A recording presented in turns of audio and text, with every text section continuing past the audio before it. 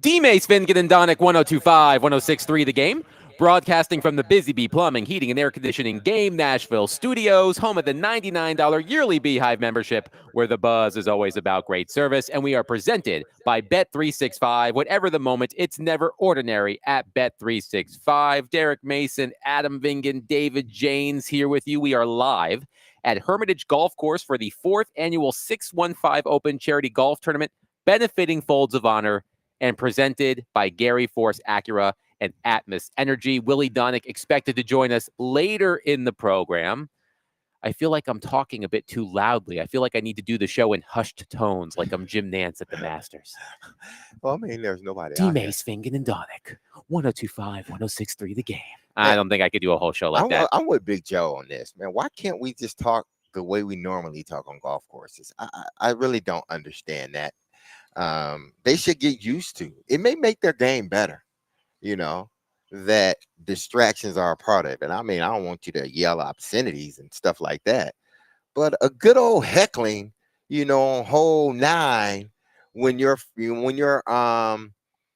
favorite golfer is up and the guy that's on 9 is right behind him. So you should be able to heckle him a little bit. He's like he at the free throw line, right? Should be able to. Again, no obscenities. Just say, hey, golfer, swing, stuff like that. You and Big Joe can take that up with the czar of golf, whomever that may be. But we are live at Hermitage Golf Course. Of course, Chase and Big Joe are here. Jared Stillman will be here following our program. We're happy to be here, benefiting Folds of Honor, along with our friends at Gary Force Acura and Atmos Energy. So I have an update. Yes. So yesterday we spent a lot of time discussing Jeffery Simmons and his absence, yes, sir, from Titans OTAs. Here's my disclaimer, because I know we're going to get texts and calls to this effect at 615-737-1025, driven by WilsonCountyHunting.com. We understand it's voluntary. Again, we understand it's voluntary.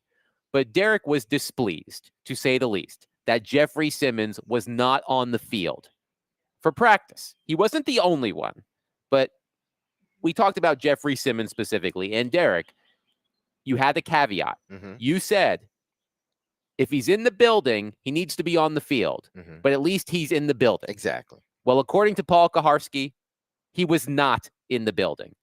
At paulkaharski.com, he writes, quote, while Tyler Lockett, L'Jarius Sneed, Kevin Zeitler, and Tavondre Sweat were not spotted Wednesday at the second practice of Phase 3 of OTAs, the first open to the media, all three were at team headquarters practicing in meetings and rehabbing, which meant only one player kept the Titans from a remarkable perfect attendance mark at the first 2 of the voluntary sessions, Jeffery Simmons. So according to Paul Kaharski, not only was Jeffery Simmons not on the field, he was not at the Titans facility.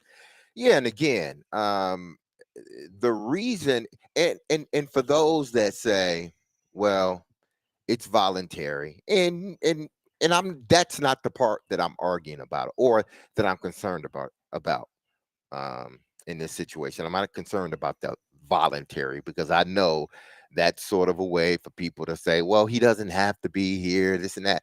Listen, for anybody that says that, your team won 3 games. My team won 3 games last year. 3, count them. 1, 2, 3. Uno, dos, tres. 3 games last year. And if you tell me that, oh, it's just voluntary camp and he doesn't need to be there, again, I will repeat to you, they won 3 games last year. They won a total of what? 9 games in 2 years? Something like that? Sounds right. Yeah, about 9 games in 2 years. Your team is winning on average 4.5 games in the last season, 2 seasons. So again, what I'm saying is no one gets a pass. I can see if your team was coming off an AFC championship game, winning the AFC South, this team perennially competing for a championship or in the playoffs. I can understand that part. I can understand if Jeffrey had been in the league, 10, 12 years, and you got the same coach for the last 4 or 5, everything, and everything is moving in the right direction with the organization. Okay, I understand that. But your team, our team, has averaged 4.5 wins over the last 2 seasons. That's why I say that Jeffrey has to be there. He has to. The first day he has to show up. He wants to be the leader of this team. Callahan is searching for leaders. He wants to be one of those leaders. He needs to be there. That is all I'm saying. So anybody that says, well, it's voluntary camp. Well, I'm going to say your team won 4 games. Well, your team's averaged 4 wins over the last 2 seasons. So nothing should be voluntary. And you didn't like how Brian Callahan answered that question yesterday. No, I didn't. About Jeffery Simmons. Because this perception of Callahan, which I don't agree with, but the perception is, he may be a little bit too nice. He's nothing like Vrabel, and everybody hated Vrabel after a while. Hated the way he acted at times, not hated him as a person. Just hated his antics. People didn't like it, but that was Vrabel. And now people, you went from Vrabel to, it's almost like you went to the other extreme. It's like, okay, we don't want that, so we're going to go so far away from that nobody's going to be able to remember that. Well, Brian seems to be the quote unquote nice coach. Maybe he is, maybe he's not, but that is the perception. Why? Because last year you had an individual not only fight, but get into it with the media member, and you did nothing about it. Nothing. You didn't kick him out of practice. You didn't do anything.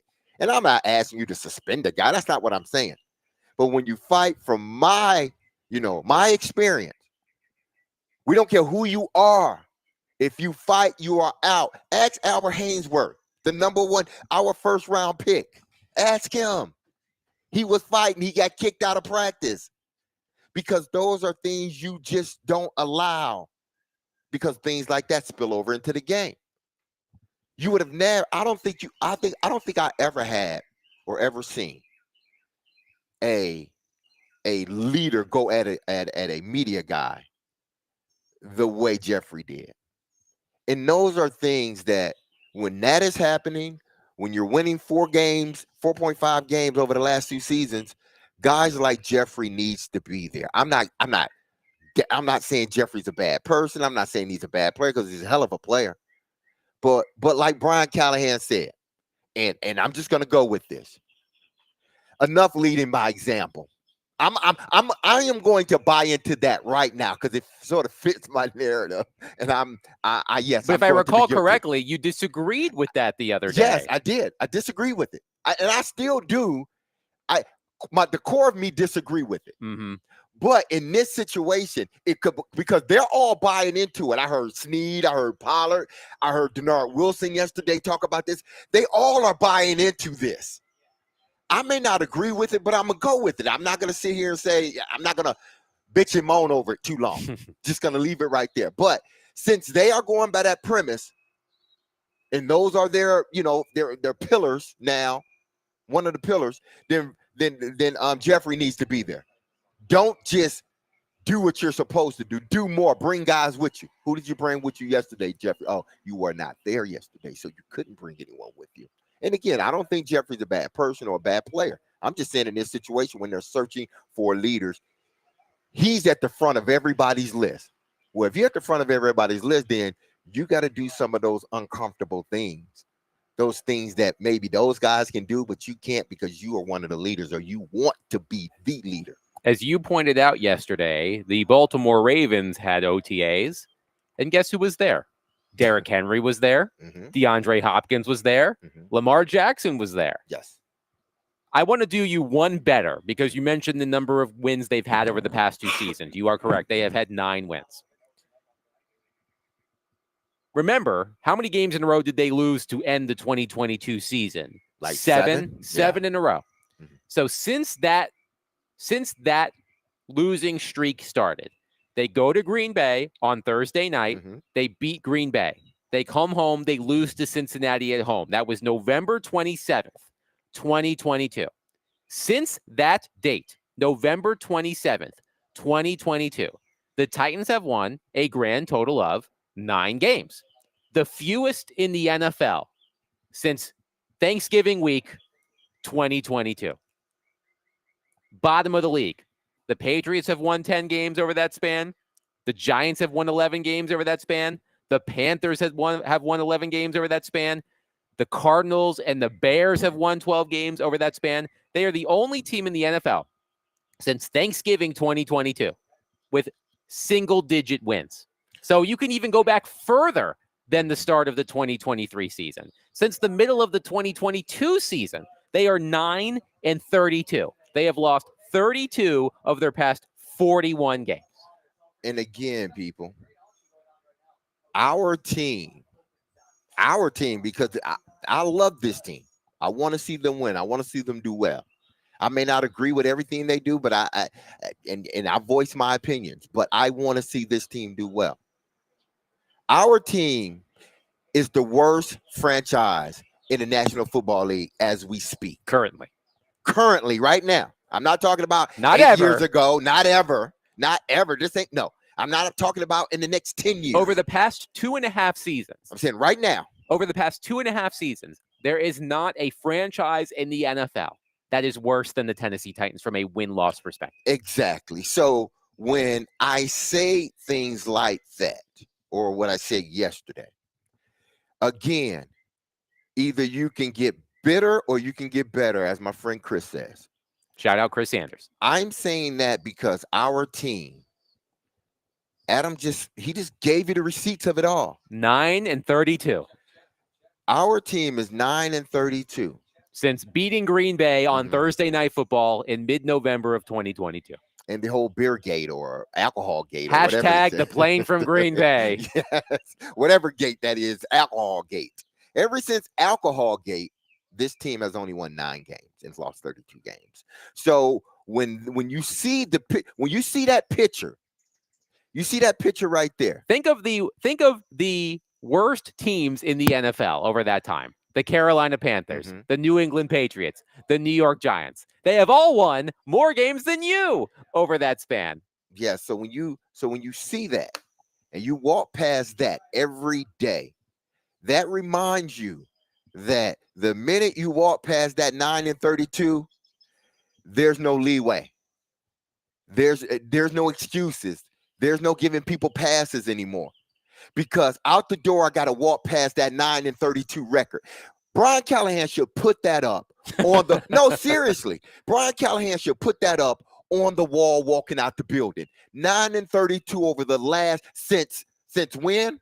November of 2022. Since the start of that losing streak. He wasn't a part of it. That was Mike Vrabel.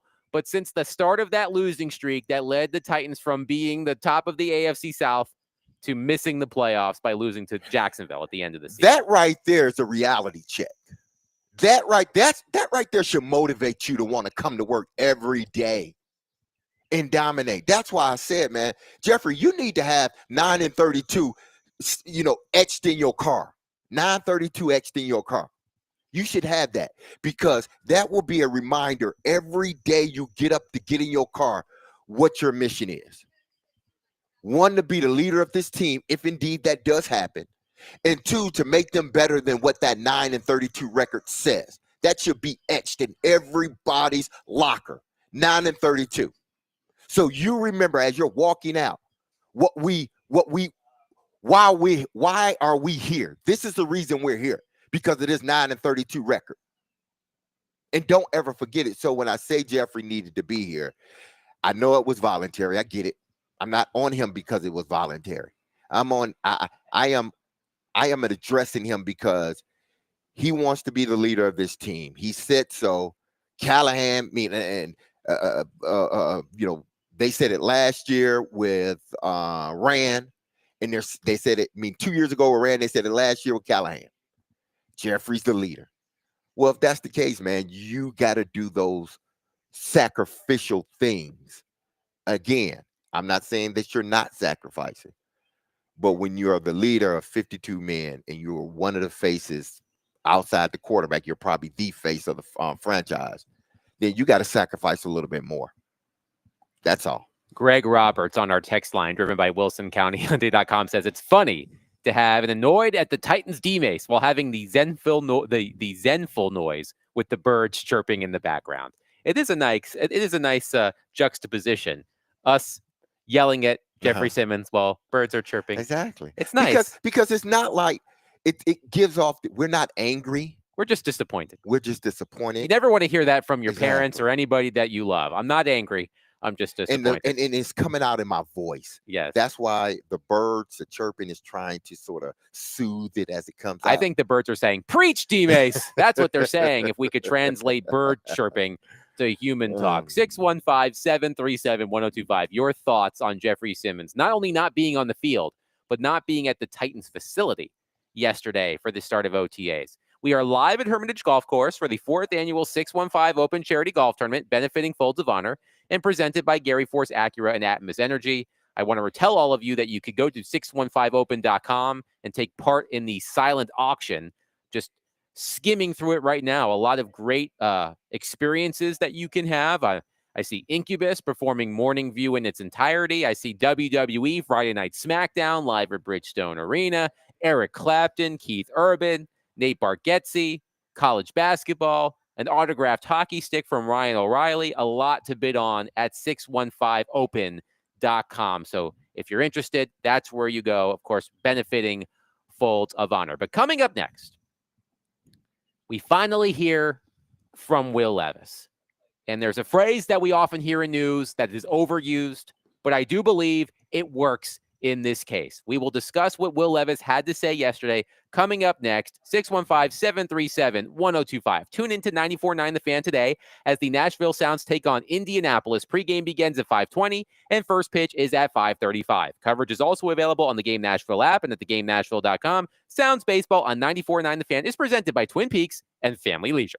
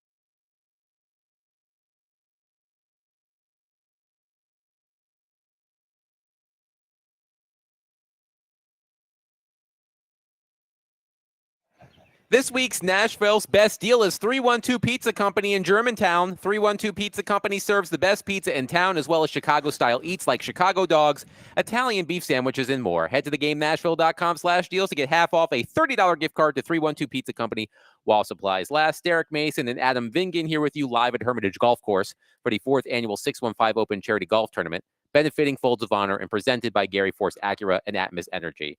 A couple of reactions to our discussion on Jeffery Simmons. Matthew in Nashville says, Simmons not being at the Titans OTAs is not as big a deal as y'all think it is. TJ Watt and Trey Hendrickson not being there for their respective teams, on the other hand, is in fact a big deal. Now, it's important to note, if I'm not mistaken, that TJ Watt and Trey Hendrickson are in contract disputes with their respective teams. So there's a purpose for TJ Watt and Trey Hendrickson not to be at practice. As far as I know, there is no contract dispute with Jeffery Simmons. So if there is no contract dispute, I am not lumping him into the same category as two high-profile players who are in contract disputes.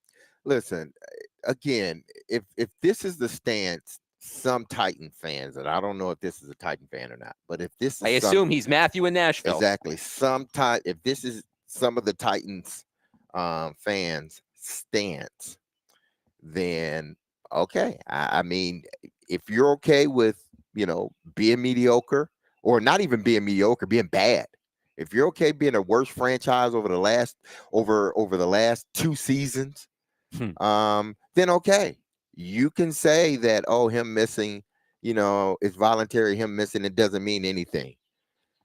Okay, say it if you want to. Listen. I'm just looking at it from this standpoint. I'm not worried about anybody. Matthew in Nashville, by the way, is a Steelers fan. Yeah, so he really don't care. So maybe I should hold. He's paying more attention to the AFC North than the AFC South. So listen, like I tell my kids, I'm not worried about anybody else's child but mine. In a lot of situations, and a lot of times we would be talking about stuff that goes on at school. Listen, my kids were great students, but they kind of, every once in a while, they kind of, slip back. And I always tell them, I don't care what the class did. I'm worried about what you do. I don't care if the class average was 70 or 72. No, that you're not average. So you need to do better.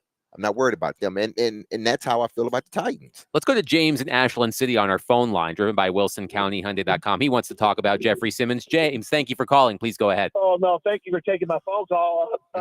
But the way I looked at it like this is, to me, if Jeffery Simmons verbally didn't come out and say he wants to be the leader of this team, I wouldn't have a problem with it per se. We've already established the fact that this is voluntarily. But like you said, with this record being what it is the last 2.5 seasons, I just think it's the optics on it are really bad if you seriously want your teammates to say, hey, we believe that you are a team leader. We look at you as a team leader. These optics are going to be the opposite of that. And Derek, when I get off the phone, can you surmise what reasons from an NFL player can you think of other than what he said about a no contract dispute? What reasons could it be? What's inside his? I know we can't get inside his head, but from a player's standpoint, what could it possibly be? And I'll hang up and listen. Thank you. Thank you for the call, James. Thank you. Listen, he may have had, family things come up. I get that. But because I want to be very careful because I don't know everybody's family dynamics. According to Paul Kaharski, Simmons has not been part of any of the Titans' in-house offseason, but has communicated with the team about his plans throughout. Okay, but again, I go back to, man, y'all won 9 games, 2.5 years, man. And outside of, because I know things come up with guys, and I know family things come up. So if it was an emergency, something wrong, if he has a child, I don't know if Jeffery has a child or not, or children. If it was something wrong with the children, then by all means, if that was the case, the organization would have said he had to deal with family matters, and they would have left it as that, which tells me it had nothing to do with something urgent. Maybe it was a vacation. Maybe he decided to stay with his guys that he's working out with. But my thing again with Jeffery is, man, y'all 9-32. That's all I need to say to you. Y'all are 9-32. That's all I need to say to anybody with a Titan uniform on, even the rookies. They are 9-32 over the last 2 seasons. They are, from a statistical standpoint, when it comes to their record, the worst franchise in the National Football League. They've been through 2 or 3 GMs in so many years. They've been through 2 coaches in so many years, or a coach and has a new one, so they have 2 coaches over that span. Correct me here, timeline wise. Yes. John Robinson would have still been the GM at the start of that 7-game losing streak, right? Yes. So 3 GMs over that span. Robinson, Carthon. Well, no, he got fired. They fired him, and then they started losing. Okay. So he wasn't a part. But still, Vrabel and I don't know who else they had as, de facto GMs at that time. But John Robinson wasn't a part of the start of the 7-game slide into the next following season. He wasn't a part of that. Either way, yeah, a lot of turnover in the front office and on the coaching staff over the past few years. One texter says, Mike says, there is a difference between a person who plays professional football and a professional football player. I'm with you, 85. Dustin in Hopkinsville says, Simmons does himself no favors. Makes himself a bright, shiny target lately. And let's use the word that James used, because I think it's the correct word. Optics. Yes. We don't know the reasons why Jeffery Simmons is not there. Now, maybe this is answering James's question or part of James's question, and you can speak to this as well. There are certain players who have preparation routines with their own trainers. They're comfortable at a certain facility. Not saying that they don't want to be at the team facility, but I think Derrick Henry, for example, does a lot of work on his own with a specific trainer at a specific location, and that happens too. But it's optics. It's the top player on your team, presumably, the highest paid player, one of the highest paid players, easy for me to say, at his position in the NFL. This team has a leadership void. We've talked about that at length. We talked about it earlier this week. Brian Callahan is trying to cultivate leaders. And Jeffery Simmons seems like he would be the type of player who should be a leader. But as we discussed the other day, not all top players are cut out to be leaders. And the Titans need to stop shoehorning Jeffery Simmons into a leadership role. It does not appear it's for him. And that's okay. I will not fault him for that. But the optics of the record is what it is. And according to Paul Kaharski, the only player on the entire roster who is not in the building is Jeffery Simmons. The only one. There were players who were not on the field. According to Paul Kaharski, they were in the building. Jeffery Simmons, the only one who was not on the field or in the building. And if you are trying to set the tone, that is not the right example to set. No, it's not. And again, because you look at, Derrick Henry, and I know, listen, Derrick Henry may not have come to every OTA when he was here. I don't know. But at that point in time, the Titans they were the cream of the crop. So, and they had more than one leader. Like it's when you have say you got 52 guys or girls, and in that 52 guys or girls, you have 5 leaders, like individuals that can be leaders. Like no matter what, this is how diverse and how stock pile we are in regards to leaders.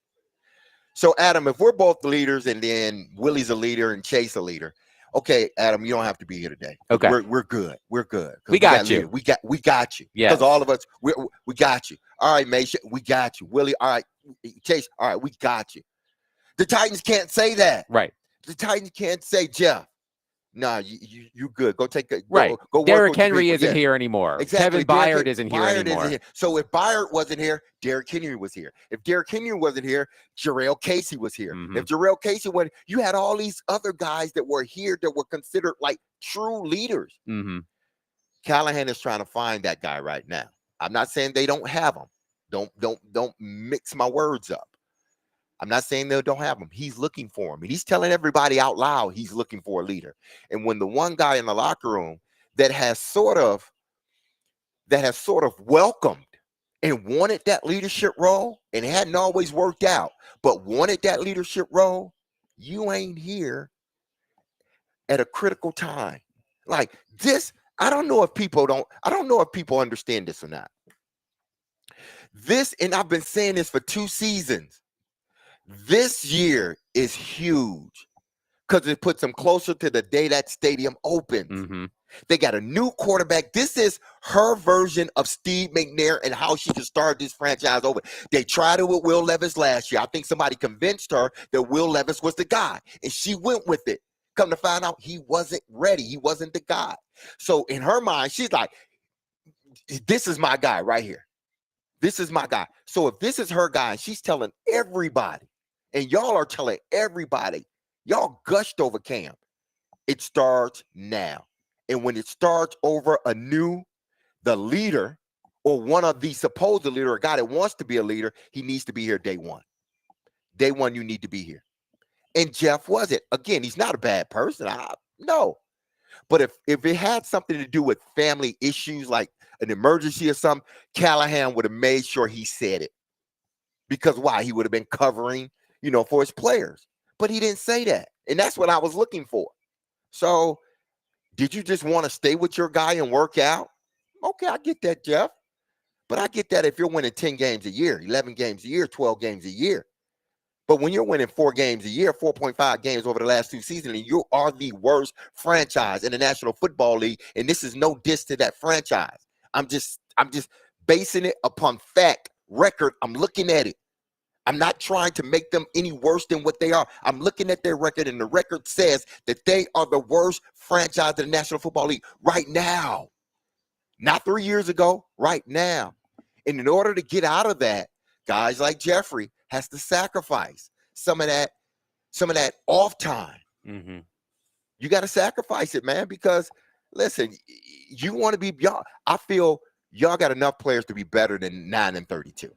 615-737-1025. We will take your thoughts on Jeffery Simmons. We will get to Will Levis coming up next at 615-737-1025. Tune into 1025 The Game tomorrow for your NCAA baseball regionals coverage. The number 1 overall seeded Vanderbilt Commodores host number 4 Wright State at Hawkins Field. First pitch is at approximately 5 p.m. Central. Coverage is also available on the Game Nashville app and at thegamenashville.com.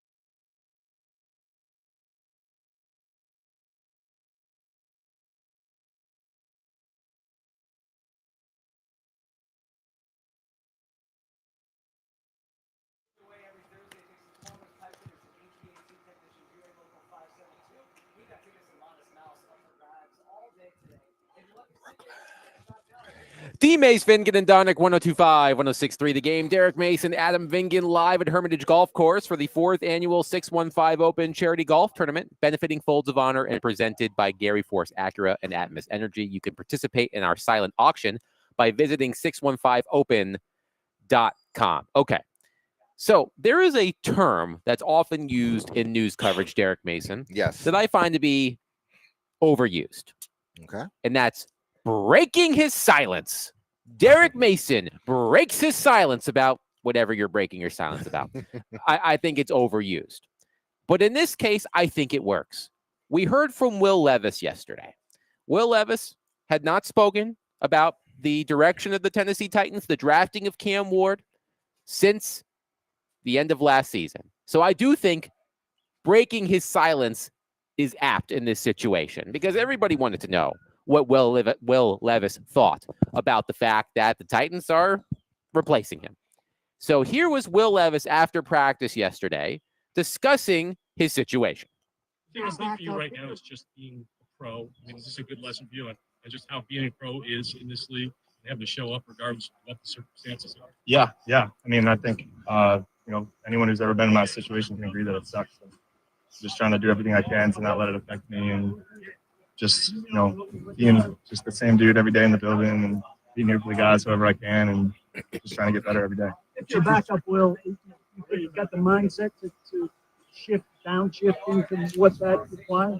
Yeah, I mean, I haven't been a backup in a while. I don't plan on shifting my mindset at all, regardless of what the situation is. So I'm just going to, be ready to play quarterback whenever my name's called. Did you ever have the thought or even a conversation, Will, that maybe you might benefit from a fresh start? Did that cross your mind or bring that up at all, or were you comfortable? I mean, fresh start. What do you mean? Like if you might want to go move somewhere else or anything. Yeah, I got no power under that. I mean, it's their decision. So that was Will Levis yesterday, and we'll play a little bit more from Will Levis here in a minute. But talk about life coming at you fast, Derek Mason. This time a year ago, Will Levis was shooting Mayo fragrance commercials. He was the talk of the town. He was the starting quarterback of the local professional football team. And now he's being asked questions about what it's like. What is it like to be replaced? Is what effectively everybody was asking. And I heard it was more about the tone than the content of his answers. And I actually do want to play David, if you will. I want to play another clip. He was asked about watching the Titans courting Cam Ward during the draft process and how he felt about that. This is Will Levis talking about that process. What was kind of your perspective for what went through your mind as you watched quarterbacks during this draft process? How did that kind of strike you? When Cam got drafted, you're saying? Or? Build up to it, just as you watched for months of time, Titans going after a quarterback. Yeah, honestly, I kind of saw it coming. Like, just felt like I dealt with it emotionally, like way before it actually happened. So it was really a shock when it did. It wasn't that big a deal.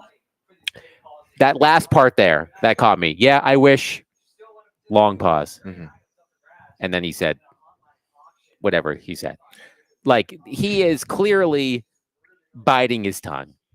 And he's trying to be a good soldier. He's still on the team. He's practicing. He doesn't want to be a distraction. But you can tell in the way he answered those questions, and specifically the tone in which he answered those questions. Clearly, Will Levis not in a great place. Yeah, he's not. He was like Tom Cruise and Jerry Maguire. Is anybody coming with me? He's so angry inside. Everybody thinks he's gonna blow up, but he keeps it together. He keeps it calm. Is anybody coming? You're coming with me. Come on, pack it. And she gets up and just goes with him. That's Will Levis. Man, listen, and I'm sure the person asked this question, they've been around sports a very long time. And this isn't probably the first time they ran into a situation like this. You know exactly how he feels, in a sense, because I think any and everybody can relate to an extent. Maybe not at the pro level, but maybe at the, you know, at your job, in the corporate world, something like that, where you know you see them courting that young, executive, and everybody, it's heard throughout the whole building. Everybody knows, and you don't like it, but what? You gotta go about your job. The only reason we don't know about them is because nobody's sticking mics in front of their face and asking them, "Well, Derek, how do you feel that they're courting the young, up and coming exec?" Is that your Exec. is that your broadcasting Yeah, voice? kind of, sort of. I need to talk with Corey Curtis about how to perfect that a little bit. I think so, but I think I'm past that now. I think I'm past that. Well, you're here with us. So. Exactly. So, how do you think that person would feel? If somebody came to him or her and said, "So, how do you feel now that your company is courting a young new executive from whatever other team, right? Like if these graduating out of college?" And I've been in this position countless times as a reporter, asking players hard questions about being replaced. Yes. I remember the number of conversations I had over the years with Pecorine when UC Saros was starting to come up, and you could tell that the Predators were shifting a little bit toward UC Saros, and that Pecorine's grip on the number one job in net for the Predators was starting to loosen. And look, it's a delicate balance, but really what those reporters are getting at is, well, you sucked last year. And because of that, the Titans had the number one overall pick and they drafted your replacement. So how does it feel? How do you feel to know that you sucked so bad that they had to go get somebody else to take your job? Well, it feels bad. I feel crappy. Crappy. I feel like I failed the team last season. I feel that, man, like my game wasn't good enough. I didn't learn well enough. I didn't adapt well enough. You think of all of these things that you didn't do. That's how you're feeling when someone asks you that question. Nobody, I think, no true competitor, let's say that. No true competitor is just you're going to put the mic in front of them and they just going to say, "You know what? I didn't care. I didn't care whether he took the job or not."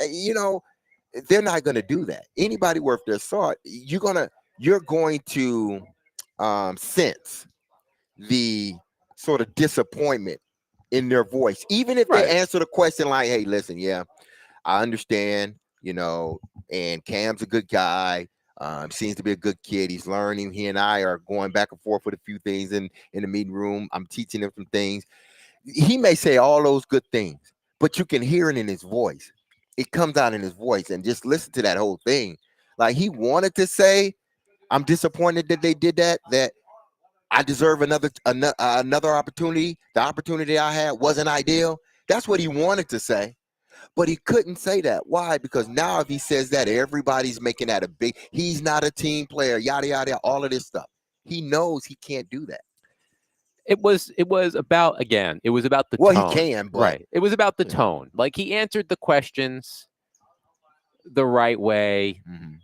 He was a little defiant at times. But it was the tone. As Josh from Nevada says on our text line, "Man, I feel sad for him." Or I feel bad for him. He sounds really sad. Okay, this was something that I was thinking about yesterday, late yesterday. And I think we need to discuss this somehow, some way, within the next couple days, a day.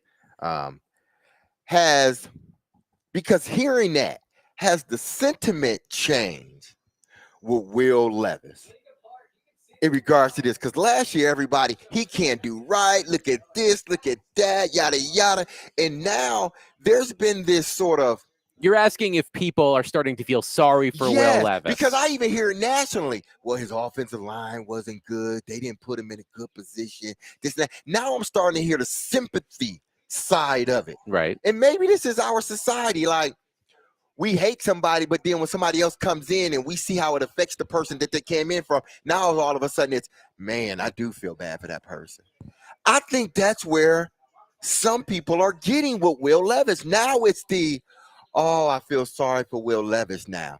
And I'm not saying that's right or wrong, but I'm saying, are we now entering into that sort of realm where we went from, saying this guy can't get it right. It's because of him that the offense is he's one of the big reasons the offense hasn't been well.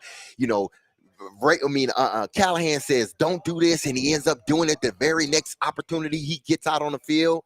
All of this, all of these things, all of these warts that we brought up about Will Levis and saying he's not the guy, and now they brought Cam Ward in, and now all of a sudden, even from a national standpoint, I started hearing this during the draft. Well, you know what? They didn't set him up well. The offensive line was bad. They didn't have no number one guy, this and that and that and this. Now it went from apathy to sympathy. Is that right? Well, apathy is not caring. Yeah, that's not caring. So they didn't care to sympathy. Yes, they didn't care. Absolutely. So you went from apathy to sympathy.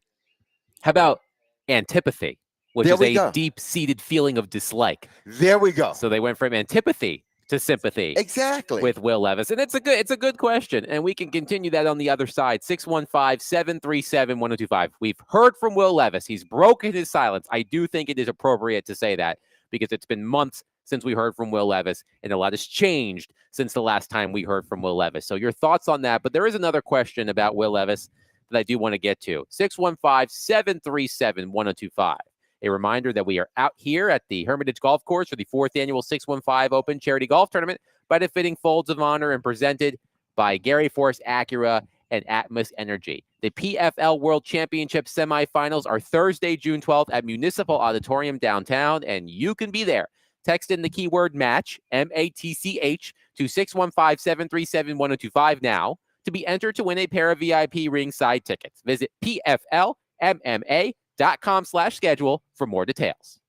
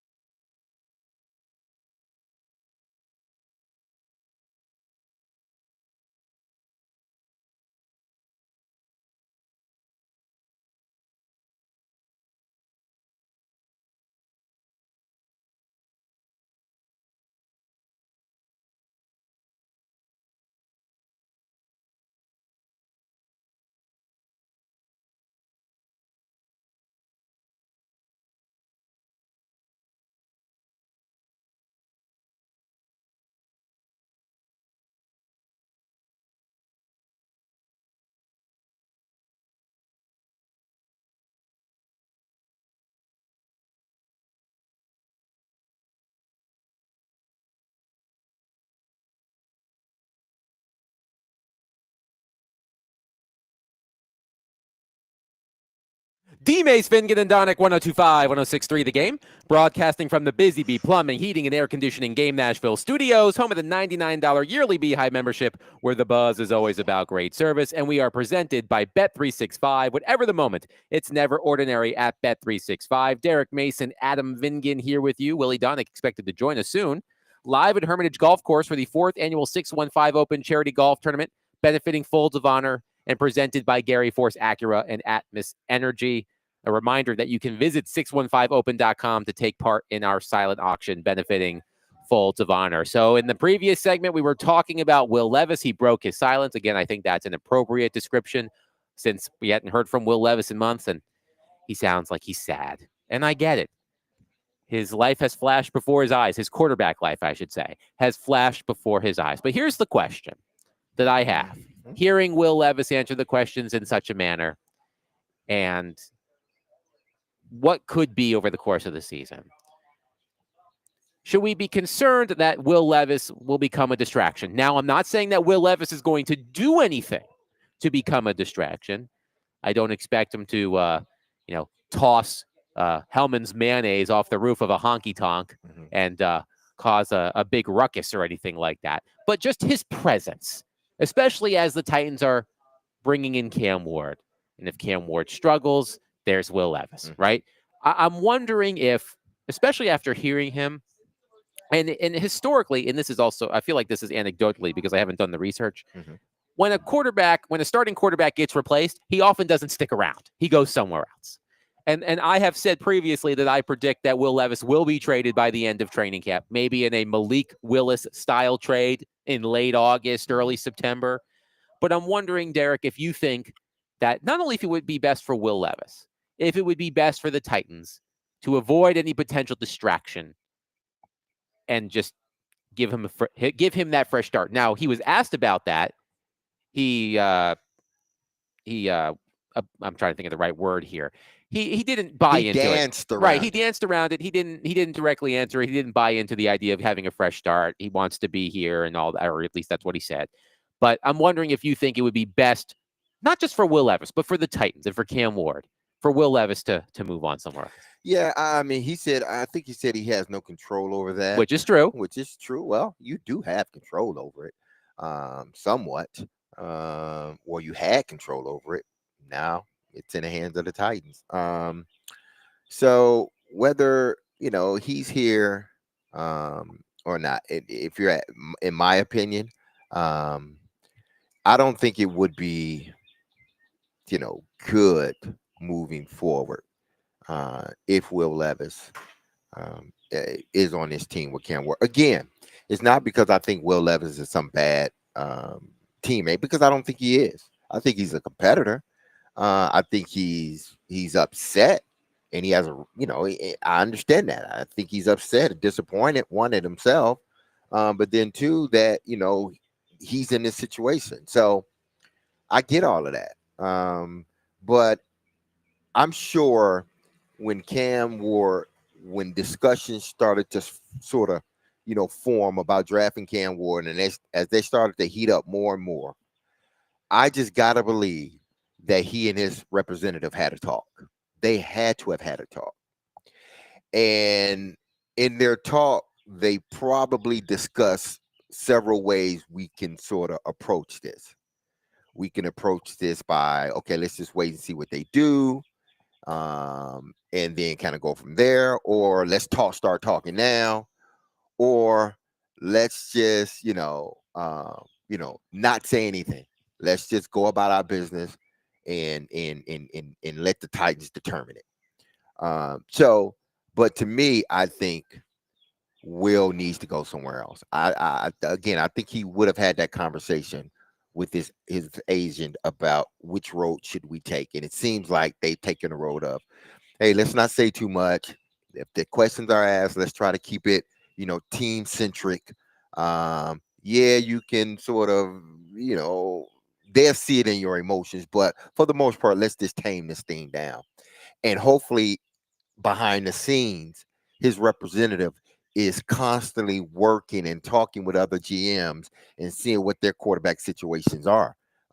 Because again, I think Will Levis can be a good quarterback, but I just think ultimately he's going to be a backup. Now, ain't nothing wrong with being a backup in the National Football League. Ask some of these guys that backed up Tom Brady and Peyton Manning and the money they've made and the championships they've won. And an experience they've gotten. And they've had to come in, some of those guys, and had to come in. Ask Garoppolo, how did he get his start? Tom Brady got hurt. Jimmy Garoppolo came in, and he got the job done and parlayed that to a big contract with San Francisco ultimately. So, listen, he can be a backup in this league for a very long time. I know he aspires to be a starter, and I'm not saying that he can't. But from what I've seen, he may just be a career backup. But I think he wants another opportunity. And if he wants another opportunity, it's not going to happen here. And the Titans know it's not going to happen. But the Titans are going to do what's best for their organization, not what's best for Will Levis. So whenever I think about that, like, it's a good living being a backup quarterback. There's one player who always comes to mind to me, and that's Chase Daniel. Chase Daniel played in the NFL for 13 years. He made 5 career starts in 13 years. And according to Over the Cap, his career earnings, $43.1 million. 5 starts, made $43 million over the course of his career. So you can make a good living being a backup quarterback in the NFL. Now, I know that Chase Daniel had dreams of being a starting quarterback in the NFL, and he's turned into a pretty good podcaster, actually. But I like, to your point, and Paul Gaharski asked the question, can you downshift? Do you have the makeup, the personality to be a backup quarterback? Well, I don't know if any quarterback truly has the personality to be a backup quarterback, at least when first presented with that idea, because all quarterbacks are alphas, right? That's part of the position. So any career backup probably has to, wrangle with that sense of career mortality, for lack of a better phrase. Every starting, I think, and I could be wrong, because this is just, I haven't did any research on this, but every quarterback in the National Football League has been a starter at one point prior to being in the NFL. Oh, for sure. They wouldn't make it to the NFL if they weren't a starting quarterback somewhere else. They've been a starter somewhere else. And as Will Levis said in that clip, it's been a long time since I've been a backup. Exactly. So you never, and I repeat, once you've been a starter, you can never downshift. Now they may force a downshift on you, but you're never downshifting, because you're one play away from being the starting quarterback again, if indeed you are the backup to the starter. You are one play. So to say, I need to downshift, well, you don't need to be playing. That tells me you're not a competitor. If now, since I don't have the starting job, I'm downshifting. Right. No, head coaches tell you this. The most important job on the football team, or the most important position on the football team, is the backup quarterback. Because the quarterback can go down at any time. And that backup has to prepare each and every week as if he's going to play. He's going to be the starter at one point. And he may not ever be the starter for that season, or he may not ever start a game in 2 or 3 years. But it's that 1 year where you've downshifted, and now you got to be the starter. I don't understand that. Downshifting doesn't play in my mind. I get what the question that Paul asked of him. Do you have to change sort of your mindset on how you? No, you never change your mindset on how you approach the game. You don't. You approach the game as if you're a backup, you approach the game as if I'm one play away from it, and that may be my last opportunity. That I preach it because I lived it. I was that guy. Kevin Dyson was one play away. I was one play away from being a starting receiver. So I prepared like that. They will tell you I prepared. We all did, but I prepared that way. And when Kevin went down, I didn't have to get ready. I jumped in there as if I had been playing the whole season. So Will Levis can never downshift, or any one of those quarterbacks. One texter says, Will Levis has to say and do the right thing because everything is basically a job interview for 31 other teams, which is true. Yeah. I don't disagree with that at all. One texter says he's probably been told his whole life how great he is. He even mentioned he hasn't been a backup for a long time. Sometimes people take things for granted when it's given and not earned properly, and they don't realize what they had until it's gone. This could be the fire that is lit under his you-know-what, and just maybe the next time he's out there on that field, he can really show how good he wants to be. So this could be a good thing for the young man. I mean, that's true. Mhm. That's all true. But I just think that as harsh as it is, Will Levis had the opportunity. He was the starting quarterback of the Tennessee Titans. There was no competition. Remember, Which was the Titans' fault. Right. There was no competition. Mason Rudolph was not legitimate competition. No. By the way, Mason Rudolph might be starting in Pittsburgh unless Aaron Rodgers does whatever the heck Aaron Rodgers does. But nevertheless, that's about Mason Rudolph. He's not our problem anymore. But that's all true. But Will Levis had the opportunity, and he did not make the most of it. And was it all of his fault? No. The offensive line was haphazard at best. Did he have the greatest collection of receivers? No. But he cost the Titans too many games almost single-handedly. And in this league, you don't have that many opportunities. So I get it. Mm-hmm. And look, if Will Levis sticks around in Nashville or he gets traded to another team, I hope he gets another opportunity.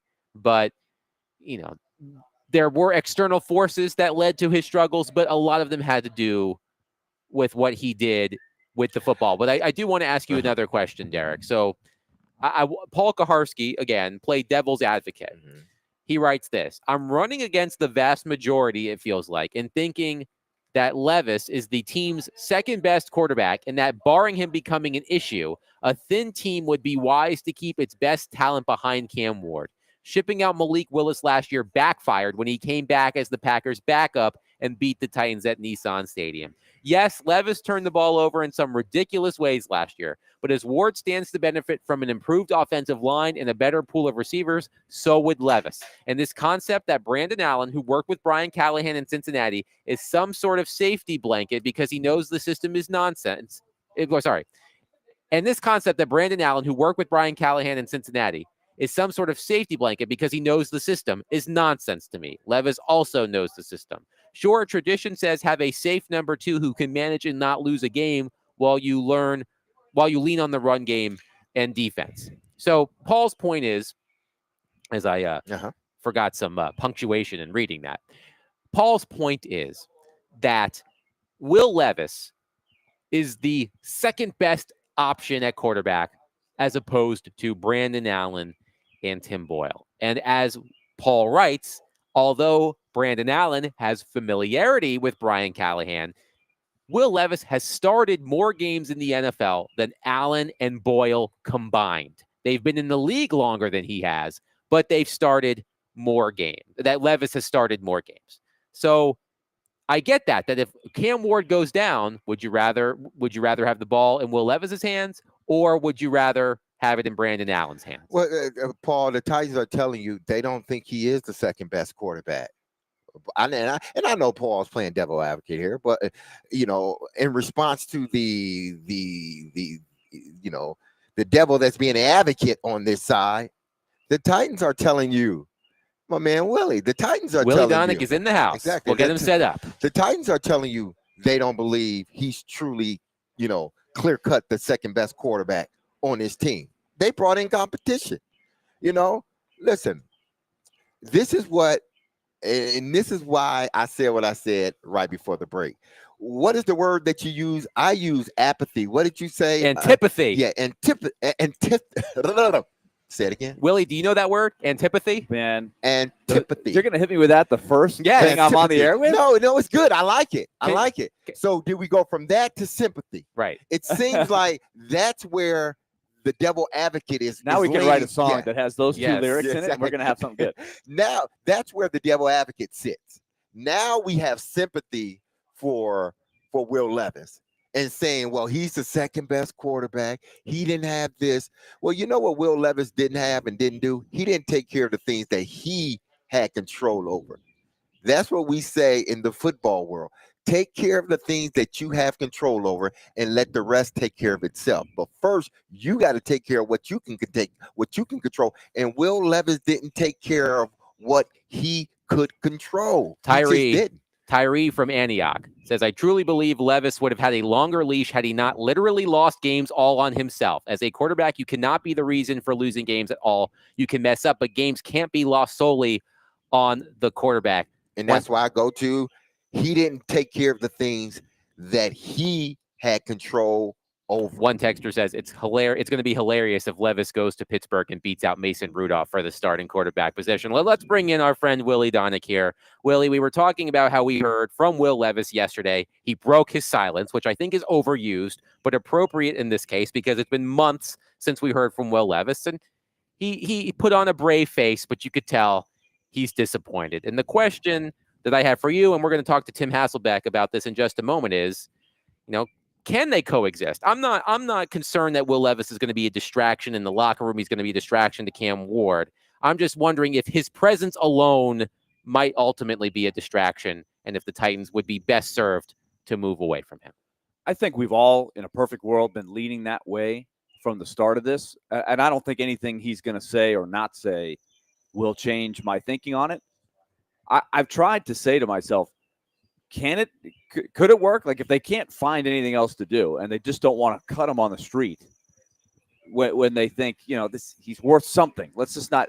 It's like sometimes when you're going through your stuff in your closet and you come across something in your closet and you're like, yeah, I'm not using that anymore.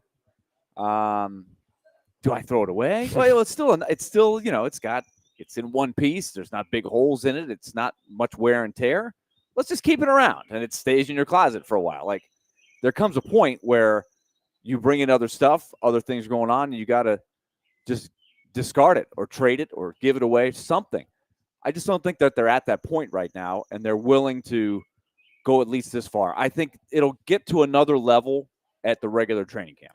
Wes in Clarksville says, if Levis balls out, do you start him over Cam? I don't see a scenario. I'm sorry, Jared Stillman.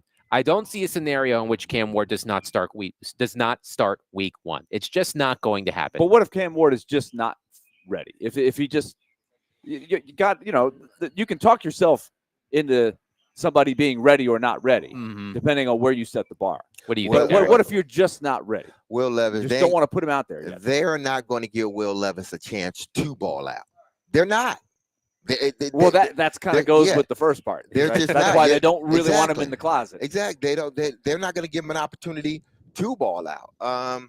Listen, if Cam Ward is not, where they believe he needs to be, then I think they need to. That's something they need to discuss. Like that needs to be something immediately, discussed. And I'm sure they have. And I'm sure that's why he brought in a guy like Brandon Allen, because he has familiarity with him. He knows the offense and all that. Yeah. So if he is a little bit behind Cam, they can, if we got to start, if Brandon Allen's looking good, we at least feel comfortable with starting with him and then going to Cam Ward. But I think unless Cam Ward just bombs completely, if that happens, everybody deserves to get fired. But if he bombs completely, other than him bombing completely, he's going to be the starter. And I get it. And if I recall my own research correctly, 10 of the past 12 quarterbacks drafted number 1 overall started their team season opener. If you're drafting a quarterback number 1, he's going to play. And I know that the Titans have a stiff test right off the jump, week 1 at Denver. Here is the requisite. It's the altitude. I have to throw that in there anytime we talk about Denver in any sporting capacity.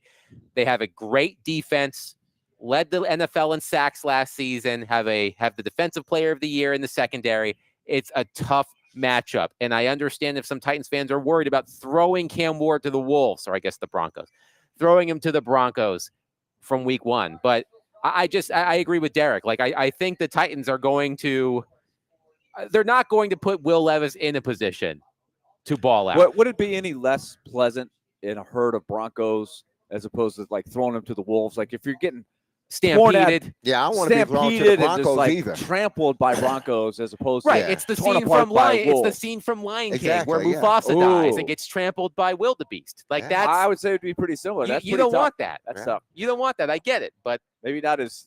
I don't know. What's more gruesome? I don't know. I would tend to say both of them are gruesome. Maybe The end result is the same. The Broncos is not going to eat you.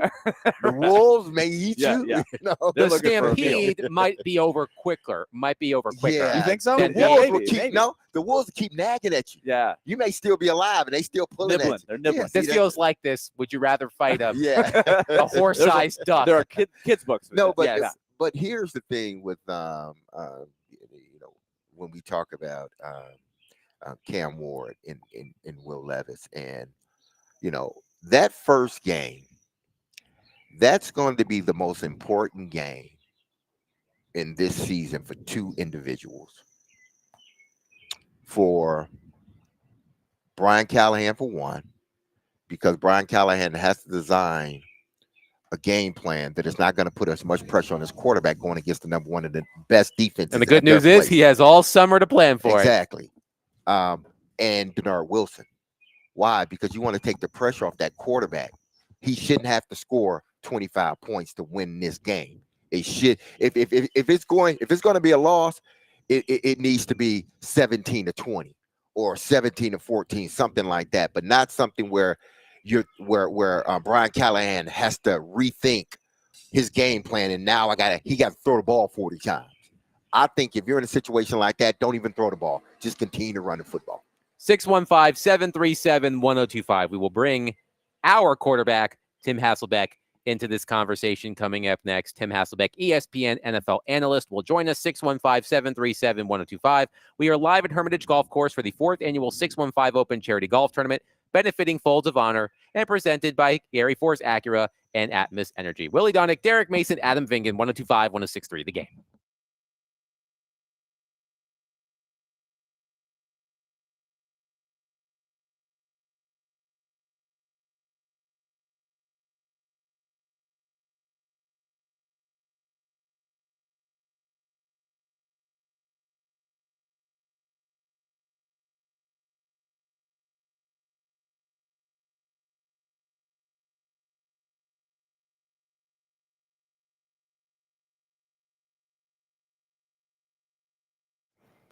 All right, homeowners out there, if you're looking to make your home a little more valuable and you're looking for a way to fund a good home improvement project, let's say you've got that nice add-on that you want to the back of your house. It's going to be the great place that you watch your games. Maybe you're adjacent to the cookout area, and you've got it all visioned out. You just need to find the place to fund it. Well, Loan Pronto has your solution, the Rapid Equity Loan Program that comes out of your home's equity. So you can borrow the thousands of dollars that you got, whatever that price tag is, and you're in a better spot to make your house even more valuable. You can get instantly approved for this by calling Loan Pronto, and you can get this cash fast with no hard credit pull up front and get those low rates. Call Loan Pronto for a free instant home appraisal by calling 615-499-5780 or go to loanpronto.com. That's 615-499-5780 or loanpronto.com. Get that relief that you need now and get that extra room added on. Equal housing lender, NMLS 166-1781 on approved credit, NMLSconsumeraccess.org.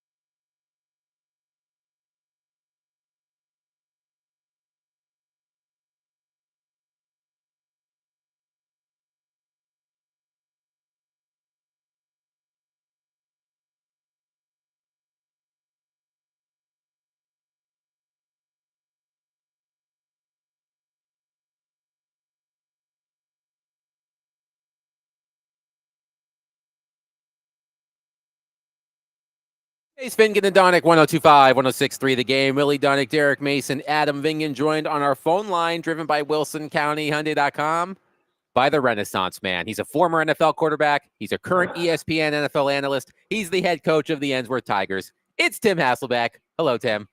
What's up, guys? How you doing? I'm good. At first, I would be remiss not to congratulate you on your son committing to Wyoming. Congratulations. Thank you. Very cool. I'm proud of him, man. It's a lot of hard work. He obviously, had a really good season last year, and it's fun. Like, whether I have a daughter that plays lacrosse at Vanderbilt. It's been fun watching her kind of chase her dream, and have a passion for a sport. And Taylor has felt that way about playing football. So yeah, it's actually really cool. Really cool. Now he gets to take down all of Josh Allen. Yeah, move over, Josh Allen. Exactly. Hasselbacks are in town. Yes, the sheriff is in town. But we've been talking. I don't know if you guys have ever been to Laramie. Laramie, Wyoming. I have not. I've never been. I have not. Like they love their football out there, so it's They do. fun.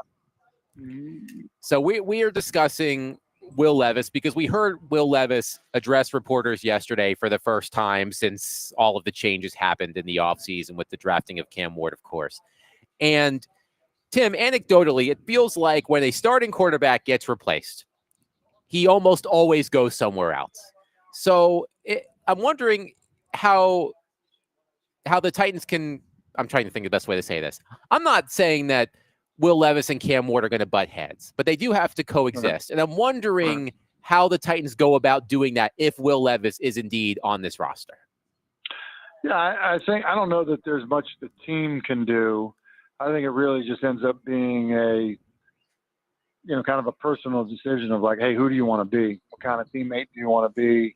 How do you want to be viewed by your teammates? Not just, the other quarterback, but like, how do you want your team to respond to you? And I guess, from the team's perspective, I think you can have a conversation. Like if I were in Brian Callahan's situation, I would say I would bring Will Levis in and be like, hey, here's the deal. Like, this is not how you would have forecasted it, right? But, we felt like we had an opportunity to improve our teams. We drafted a quarterback. And so you can do one of two things.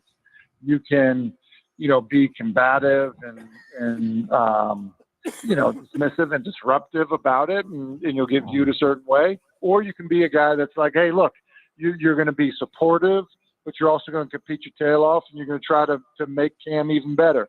And then when you get your opportunity to play, your team is going to see the way that you supported the guy that came in to replace you, and they're going to play harder for you. Like, that's typically how it works. And so, look, you can handle it however you want, but those are the two paths you can go. I mean, that's, I think, how I would address it from the team's perspective, and then how the player responds to it is on him. So we've been talking about leadership over these past couple of days because Brian Callahan, he's trying to cultivate new leadership in the Titans locker room. And yesterday was the first day of phase 3 of OTAs that was open to reporters. And we know that it's voluntary, but it's been reported that the only player who was both not on the field and not in the facility was Jeffery Simmons. Are we making too big of a deal about that, considering that Jeffery Simmons is, by and large, considered by the Titans a leader?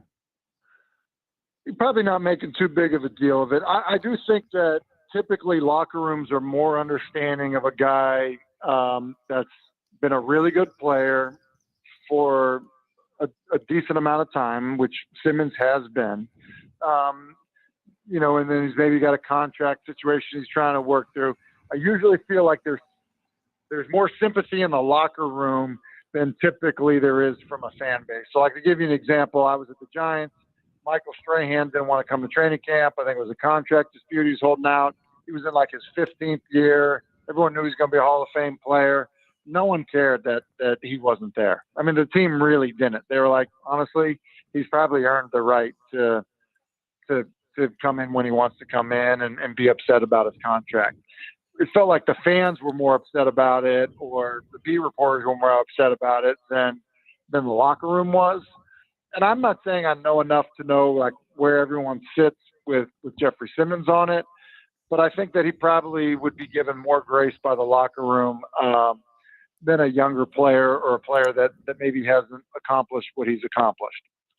We're talking with Tim Hasselbeck, ESPN NFL analyst and head coach of the Ainsworth Tigers.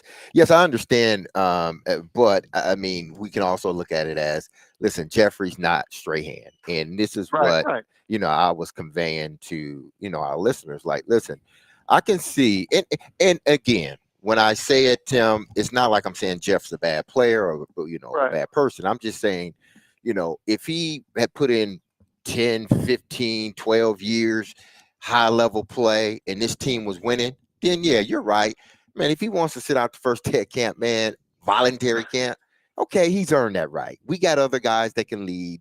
We're good with him.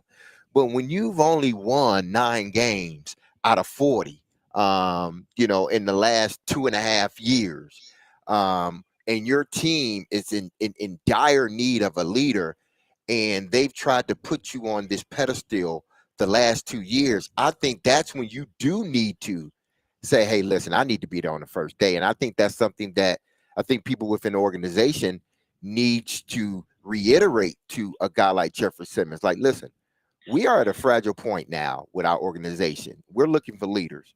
And you just have to sacrifice some of your time off, in order to show these younger guys you are a leader. And if they want to go by, what they've been saying, you need to do more than just lead by example, then okay, you need to be dragging people along with you, Jeff, and you're not there. I'm not going to say you're a bad person, but you're not there. Yeah. No, look, I think you're right about that. I mean, I'm not disputing that. And and that's where I would say I think coaches, and I think in some ways players too, but I think that there is a grace, and you're right. I do think like you hit like the decade mark, D-Mace, and guys kind of like, hey man, 10 years is hard. Like you do you, like you did a good job, like hopefully I can get there one day. So you're right. Like that is different. And it is different in terms of your team's success and that stuff. Like I agree with that. I think I would say that the locker room angst on it, I think just comes a little bit later than it does for the coach, or the front office, whomever it may be. But, and I would say you're right. Like, look, man, like we're looking for solutions, not problems. And you should be a guy that's making a solution happen. Now, we did have a conversation, because at the beginning of all this, we understand how we and everyone else perceive Will Levis. Like, listen, this guy is not a starter. He's botched games, this and that. And we were, and listen, rightfully so, because he wasn't playing well. So, whether you were on him hard or you were just on him, but you never thought that, okay, he was the solution. But now all of a sudden it seems as if, okay, now we know what happened. We know the process. And now it's almost, well, it started, I think, during the draft. It's almost this sympathy for Will Levis now. Now it's well, he didn't have an offensive line. He didn't have playmakers, this and that. So we went from getting, what was the word again? Antipathy. Yeah, antipathy. To sympathy. To sympathy. Do you, why does that happen in the world of sports? That's a great question. That's a great question. I don't know why, but you're exactly right. Like because it seems like that's what we've gotten with Will Levis.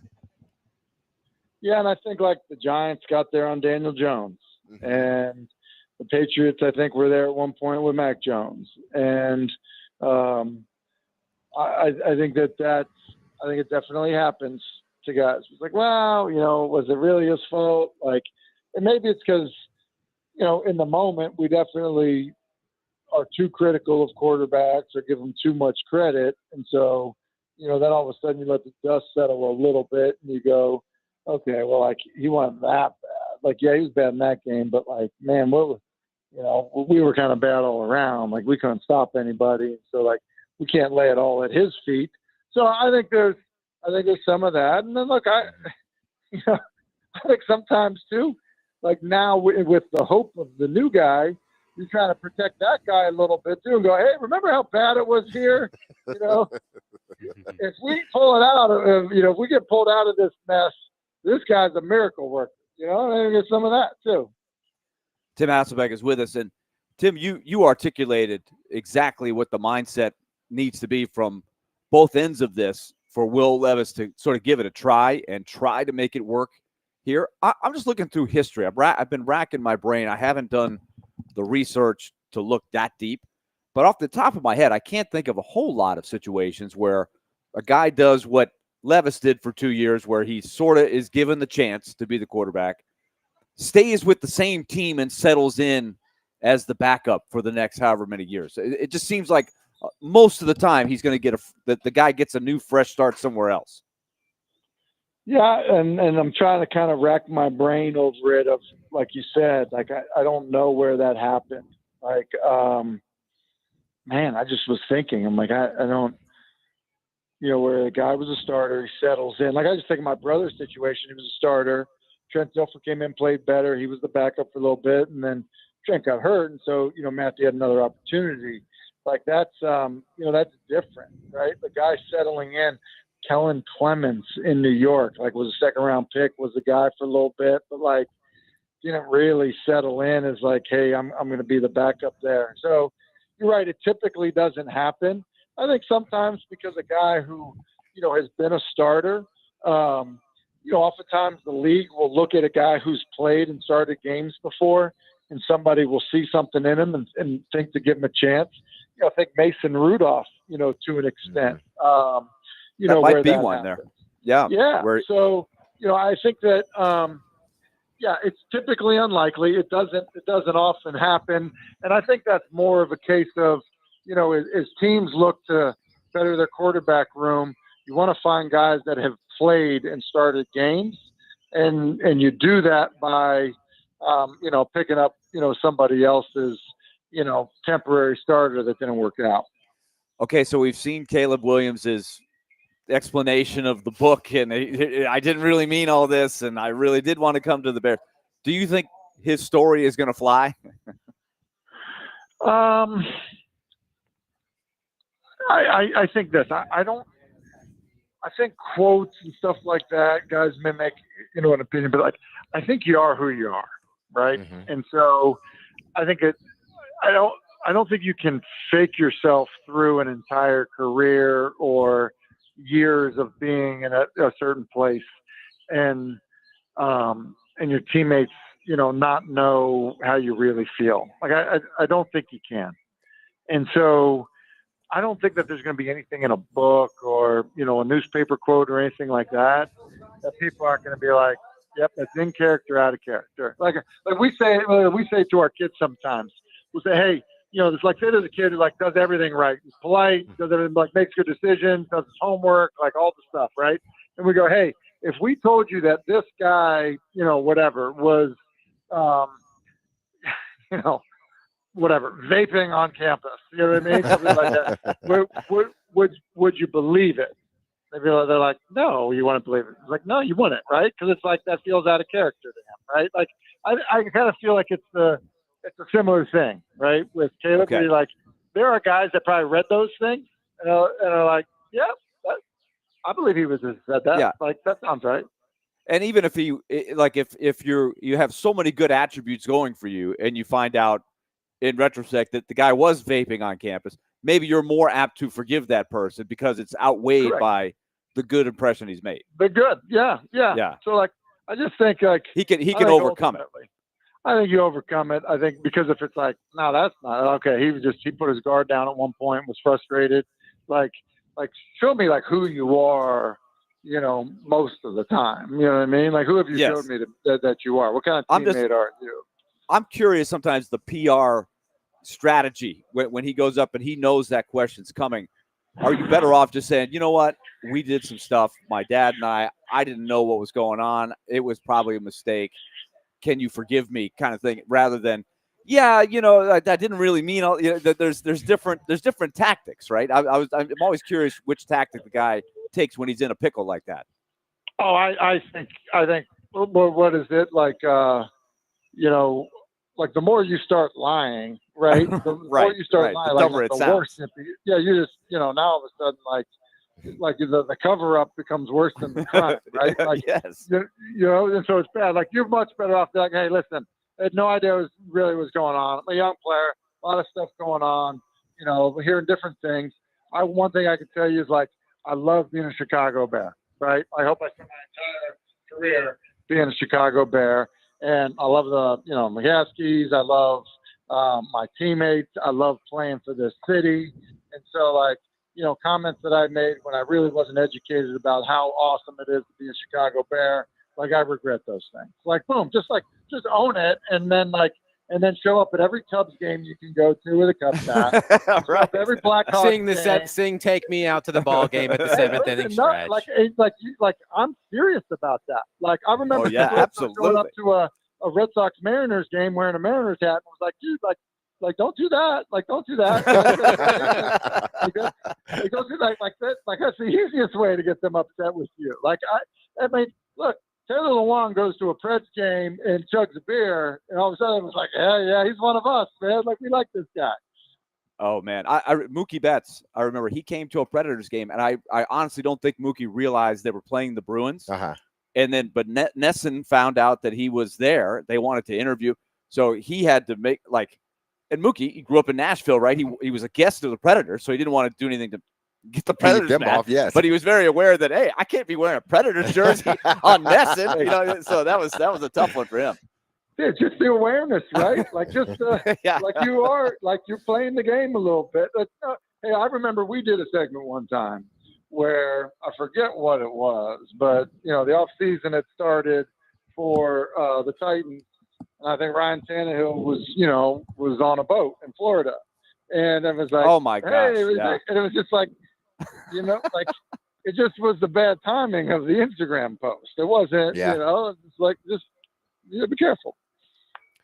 Tim Hasselbeck, ESPN NFL analyst, head coach of the Ensworth Tigers, proud Wyoming football dad.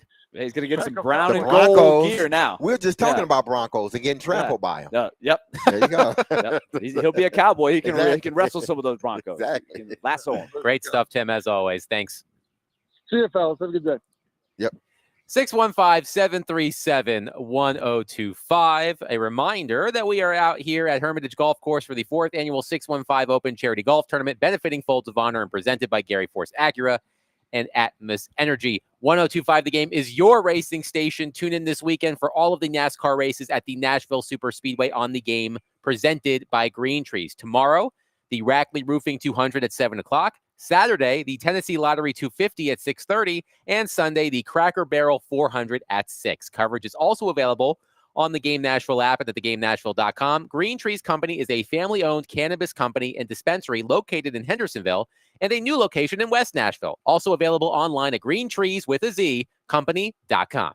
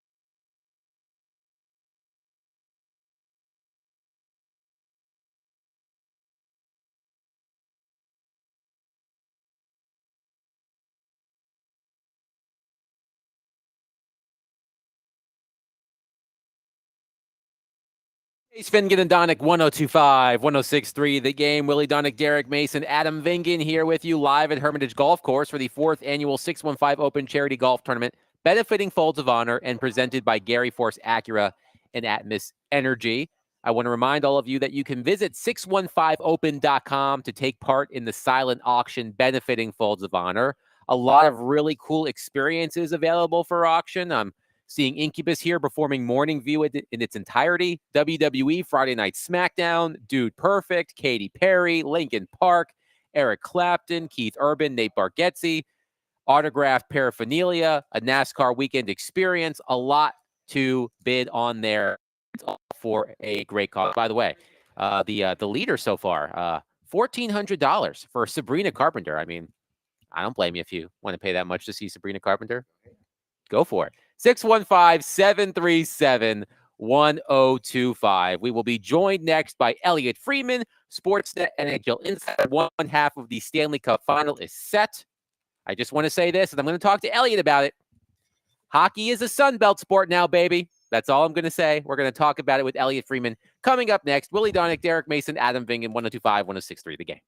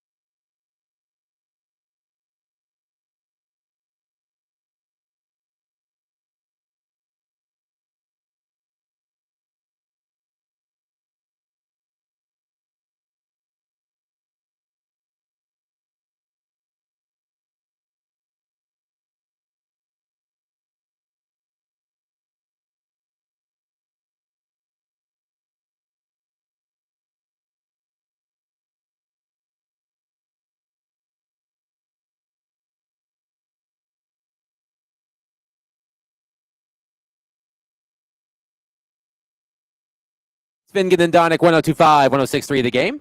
Broadcasting from the Busy Bee Plumbing, Heating, and Air Conditioning Game Nashville studios, home of the $99 yearly Beehive membership, where the buzz is always about great service. And we are presented by Bet365. Whatever the moment, it's never ordinary at Bet365. Willie Donick, Derek Mason, Adam Vingan here with you. We are endeavoring. Is that the word you'd use? Endeavoring? We are efforting, not endeavoring, efforting Elliot Friedman. So the first half of the Stanley Cup final is set with the Florida Panthers for the third consecutive year. We do have Elliot Freeman. So let's go to our phone line driven by WilsonCountyHyundai.com and welcome in our friend Elliot Freeman, Sportsnet NHL Insider, presented by Old National Bank. Get old. Elliot, I do have a message that you need to relay to the rest of Canada. I know that you have a large platform. Hockey is officially a Sun Belt sport. Because now that the Florida Panthers are back in the Stanley Cup final, by my rough count, 8 of the past 9 Stanley Cup finals have involved at least one Sun Belt team. That's going back to 2017 when the Predators were in the Stanley Cup final against the Pittsburgh Penguins. And I feel like it might be too simplistic to say, well, those are the no state income tax states, Dallas and Vegas and Florida and Tampa Bay and Nashville. But I think that's too simplistic. Why do you think the Sun Belt has had the run that it's had, making it to the Stanley Cup final and winning multiple Stanley Cup championships? Well, first of all, are you saying that you do not consider Boston or St. Louis as part of the Sun Belt? It's a stretch. I do know. I thought Vegas was a stretch, but he showed me a map. I had to pull up a map for Elliot. Vegas does touch Nevada. Vegas is more south than you think. That's true. Yeah. I did pass elementary school geography, so I know that Massachusetts and Missouri are not in the Sun Belt. Yeah, I think there's a couple of things. You know what? Everybody, like the no tax states, it's a thing. But don't forget that Florida, as an organization, the Panthers, they were a disaster zone for a long time. Like they had all the same advantages Tampa did, but they didn't do anything with them. Finally, they figured it out, and now they got all those things. I think it's a few things. I think number one, it's the no tax state. I think it's the weather. I think it's the quieter media. Like there are some places, especially in Canada, where there's a lot of noise around teams, and I think that's a factor. So I think when you build all those things into it, the no taxes, the better weather, just the quieter way to go to the rink every day, I think you get into a situation where there are some real advantages in those cases. I do want to ask you about another Sun Belt franchise that did not make it to the Stanley Cup final, and that is the Carolina Hurricanes, who were eliminated last night by the Florida Panthers. And I thought Rod Brindamore's post-game news conference was incredibly fascinating. And he was asked a question. He was asked a question about, now that the Hurricanes have once again come up short, is it time to adapt? Is it time to alter the system? And his answer, paraphrasing here, was, I feel like that's been our game for a long time, meaning the game that the Panthers have perfected and have taken to 3 consecutive Stanley Cup finals. And he said they've kind of picked it up the last couple of years and made it that much better. So that's what we've got to get. So I'm curious where you think Carolina goes from here, because they win playoff series every single year, but they haven't been able to get over that hump. So what do you think happens in Raleigh this offseason? Well, I think number one, the owner there, Tom Dundon, has always talked about pursuing a superstar, and that's why they made the trade for Rantanen this year. Rantanen, there was somebody they wanted to get. They didn't have a superstar player, and it didn't work out. So I do wonder if they're going to look at getting a superstar too. I think they got beat for a couple different reasons. Number one, I believe that Florida was deeper. That's number one. I think Florida got more out of their elite talent. That's number two. Well, if you go out and get in a superstar, then you're sitting out there and you're saying, we hope that can help equal one of the problems. I think one of the other things too about Carolina is they're not a big team. They play hard. They play up and down. They don't back down from anything. They play a good, tight checking system, and they compete hard. but they aren't a physically powerful team. And I thought they got pushed around in this series for a while. And I think if that's one thing, Adam, I wonder if they'll change. I wonder if they try to get a little bit bigger, a little bit more forceful. And that is the kind of thing I look at them to do. I think Brind'Amour was 100% right about the style you got to play. They play a playoff style, and that's why they are relatively successful in the playoffs compared to most other teams. But I think they have to get to a higher skill level, and I think they have to get a little bit more forceful. That was the difference between Florida and Carolina to me in this series, or at least two of them. In Edmonton, there is news that Matthias Ekholm is expected to return to the lineup and make his postseason debut against the Stars tonight. But I want to ask you about Zach Hyman. He's out for the remainder of the playoffs. For those who don't watch the Oilers regularly, can you put into context just how big of a loss that is for the Edmonton Oilers? Well, I think it would be like in Nashville if you were in the Stanley Cup final and you lost not one of your top players, but one of your important complementary pieces. Like, you know who I really remember from your cup, and I thought he was just a great bulldog of a pain in the ass player, was Patrick Hornqvist. Like, I loved watching Hornqvist play. And he obviously played for Pittsburgh, and he was a great player. And and he scored obviously a huge goal too. That is a guy that Thanks for reminding us. Yeah, sorry about that. That is a guy that I would compare Zach Hyman to. Patrick Hornqvist was a 7th-round pick. I believe Zach Hyman was a 7th-round pick. They weren't the best skater. They weren't the best player. They were a guy that played with great players, complimented them, played hard, went to the net, scored big goals, and were beloved by their teammates. Like, that's who those guys were. And, I think Hyman, the thing about Hyman was we were joking that he coasted the regular season. He played 71 games in the regular season this year. He had 59 hits. He had less than one a game. In the playoffs, I think he had 100 and was averaging about 6.5 a game. And he was a bulldog and very popular teammate too. They're going to miss him. Elliot Friedman is with us. We're talking hockey with him. And Elliot, just back on the Sunbelt theme for a minute. It's interesting to me because you hear this floated around. Nothing really has gotten done about it. And you hear the same kind of thing where you hear LTIR, got to close that loophole type of thing. It dawns on me, though, that you think about Florida specifically, and I think Tampa would be in this category, where if you utilize both to your advantage, now we're talking about a pretty significant ability to get you the depth. You just talked about how Carolina doesn't quite have the depth that Florida. Well, one of the reasons Florida's got the depth, Sam Reinhart, for example, signs a contract that maybe he wouldn't have signed for another team. And then the LTIR allows them to get easier a guy like Seth Jones and a guy like Marchand, right? So the combination is kind of deadly. Now you're looking at this team that really is tough to beat. So the two of them together, I wonder if that spurs on tweaks to the next CBA to try to close a little bit of that loophole. I am expecting there to be something about LTIR in the next CBA. Yes, I am expecting that. They really went hard at some teams and players this year. If you'll notice that, Evander Kane, who missed the whole season for the Oilers, he had to miss a playoff game. I think there's something like that they're discussing. Obviously, I don't know what it is until I see it, Willie, but I've heard that that's what they're discussing. Yes. We asked you about Jonathan Marchessault last week, and you could ask making me again. it clear. Because because I was doing work on this all week, knowing that I have homework assignments for Nashville at 1 p.m. local on Thursdays. So yes, there is something here.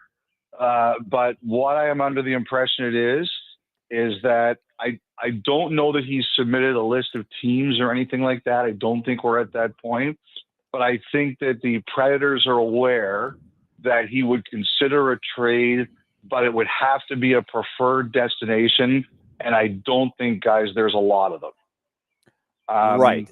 And that would make sense. So the one that is just obvious because he's from there, and the team that we're talking about in the Montreal Canadiens has the type of cap space and a young team where it would seem like there's a lot of check boxes that you would say there's a term which we're not supposed to use on the air. I've banned that phrase, Elliot. Checked all the boxes. We've retired it because of certain reasons. But that's good, Adam. I think that's a crutch. I like that. Right. You can't go to the well of the same saying too many times. Try asking Kevin Bieksa if he'll ban that phrase. I wonder how that will go over. Okay.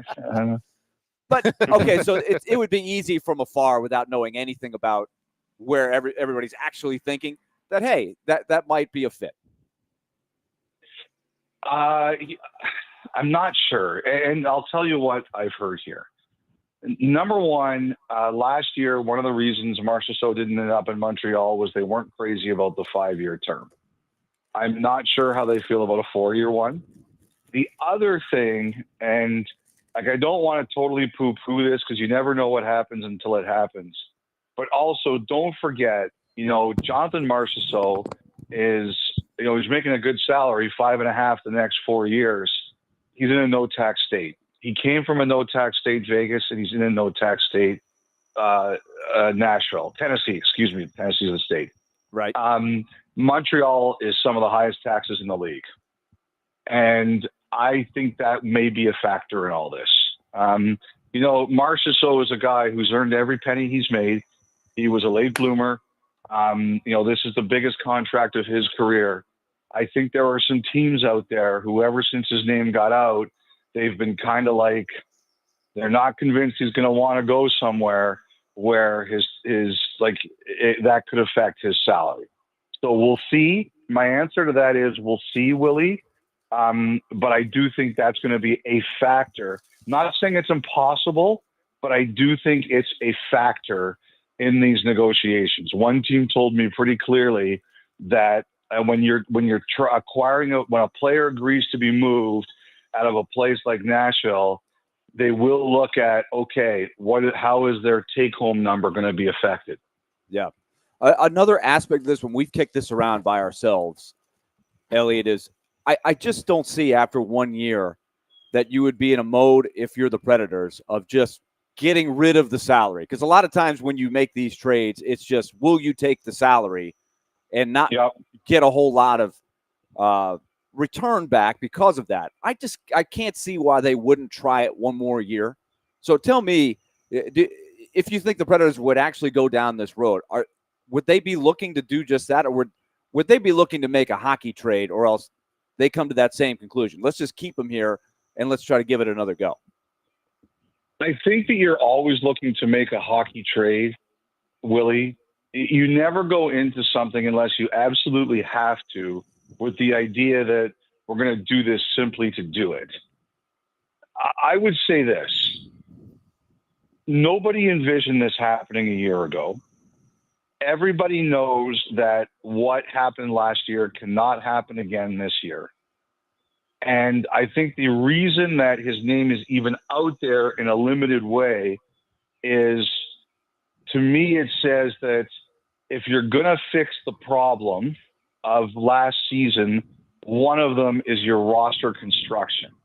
And can you have your roster can you solve that problem if, for example, him and Stamkos and Forsberg are all there? Right. All right-hand shots, for example. That's the one thing that gets talked about a lot. So what this says to me is, and don't forget, Barry Trotz was a head coach. He understands that now. And so what it says to me is the fact that Marchessault's name has even been out there indicates to me that the Predators are saying one of the ways we may have to fix this is simply end the problem. And the other thing, too, is, as we know, there's been this whole kind of thing with Marchessault and Brunette. And since they're both coming back, the Predators have to ask themselves an honest question. Do we think this can work? Do we really believe that this can work? And internally, you have to be very blunt and you don't have to be that way publicly, but internally, you have to be. So I think at the very least, like Marchessault still, I think there are people out there going to look at Marchessault and say, bad year last year, Stanley Cup final MVP 2 years ago. Like there's still a player there, right? I think the term will scare some people, but not everybody. I think if you think Marchessault can help you next year or 2 years, you're looking at this very seriously. But the fact his name is even out there, Willie, it says to me that the Predators are looking at this and saying, we may have to take an honest, hard look about considering something that we hadn't thought of, that we never thought we'd have to consider a year ago, and that this didn't work. And our best way to help try and fix it is making this kind of a move, because if we come back with the same thing, maybe we're just kidding ourselves. Elliot Freeman joining us on D. Mace, Vingen, and Donick from Sportsnet. Elliot, so let's look at it from a different perspective. This would be a classic change of scenery trade. We see a lot of that in the NHL. So I haven't had too much time to explore the rest of the league for prime candidates on other teams who could also be looking for a change of scenery. So who are some of the notable players who could fall into that category on other teams this summer? Bowen Byram, Buffalo. I think there's a few guys in Buffalo. Byram, Peterka. You guys, I think, were one of the teams that was really hard in on Cousins last year, or really was at least interested. So you're well aware of what Buffalo has and what they may be looking to do. But there's definitely some Buffalo guys who would like a change of scenery. There's no question that's the case. Keandre Miller of the Rangers is another player who I'm starting to hear out there, his name out there, that maybe, the Rangers aren't sure about this in a long-term way, and are either considering a short-term contract or looking at the possibility of moving him. Marco Rossi has become a popular name the last few days in Minnesota. There's no question that the two sides don't see eye to eye on a contract, and maybe not necessarily a role. He was on the fourth line. One guy I kind of wonder about is one of your old buddies who has not been signed yet to an extension in LA, and that's Tanner Jeannot.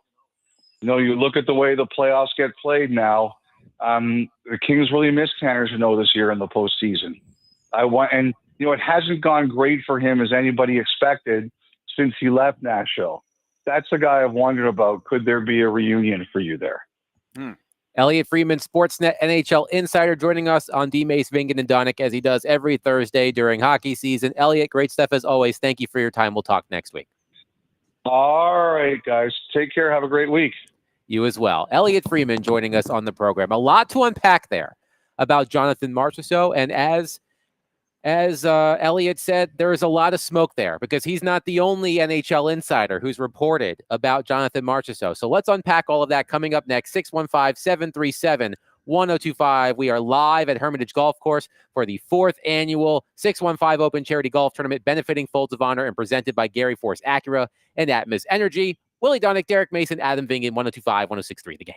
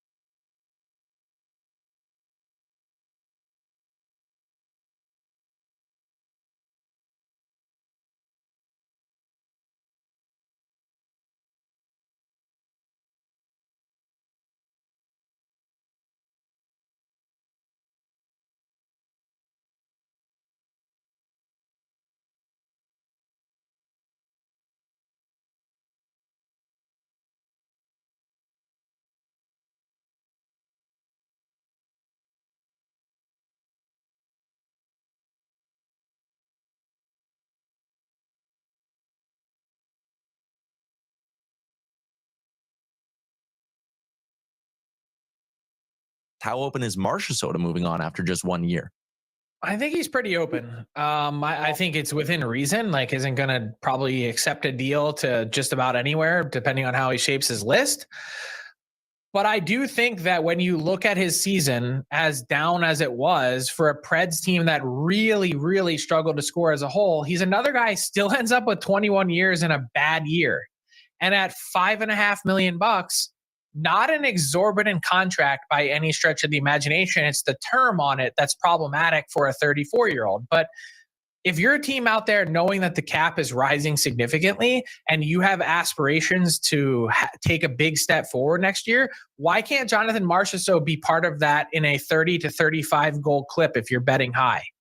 I think it's a relatively low risk move, and I think he's open to the idea. I think in a perfect world, he would love to go to the Montreal Canadiens and go home.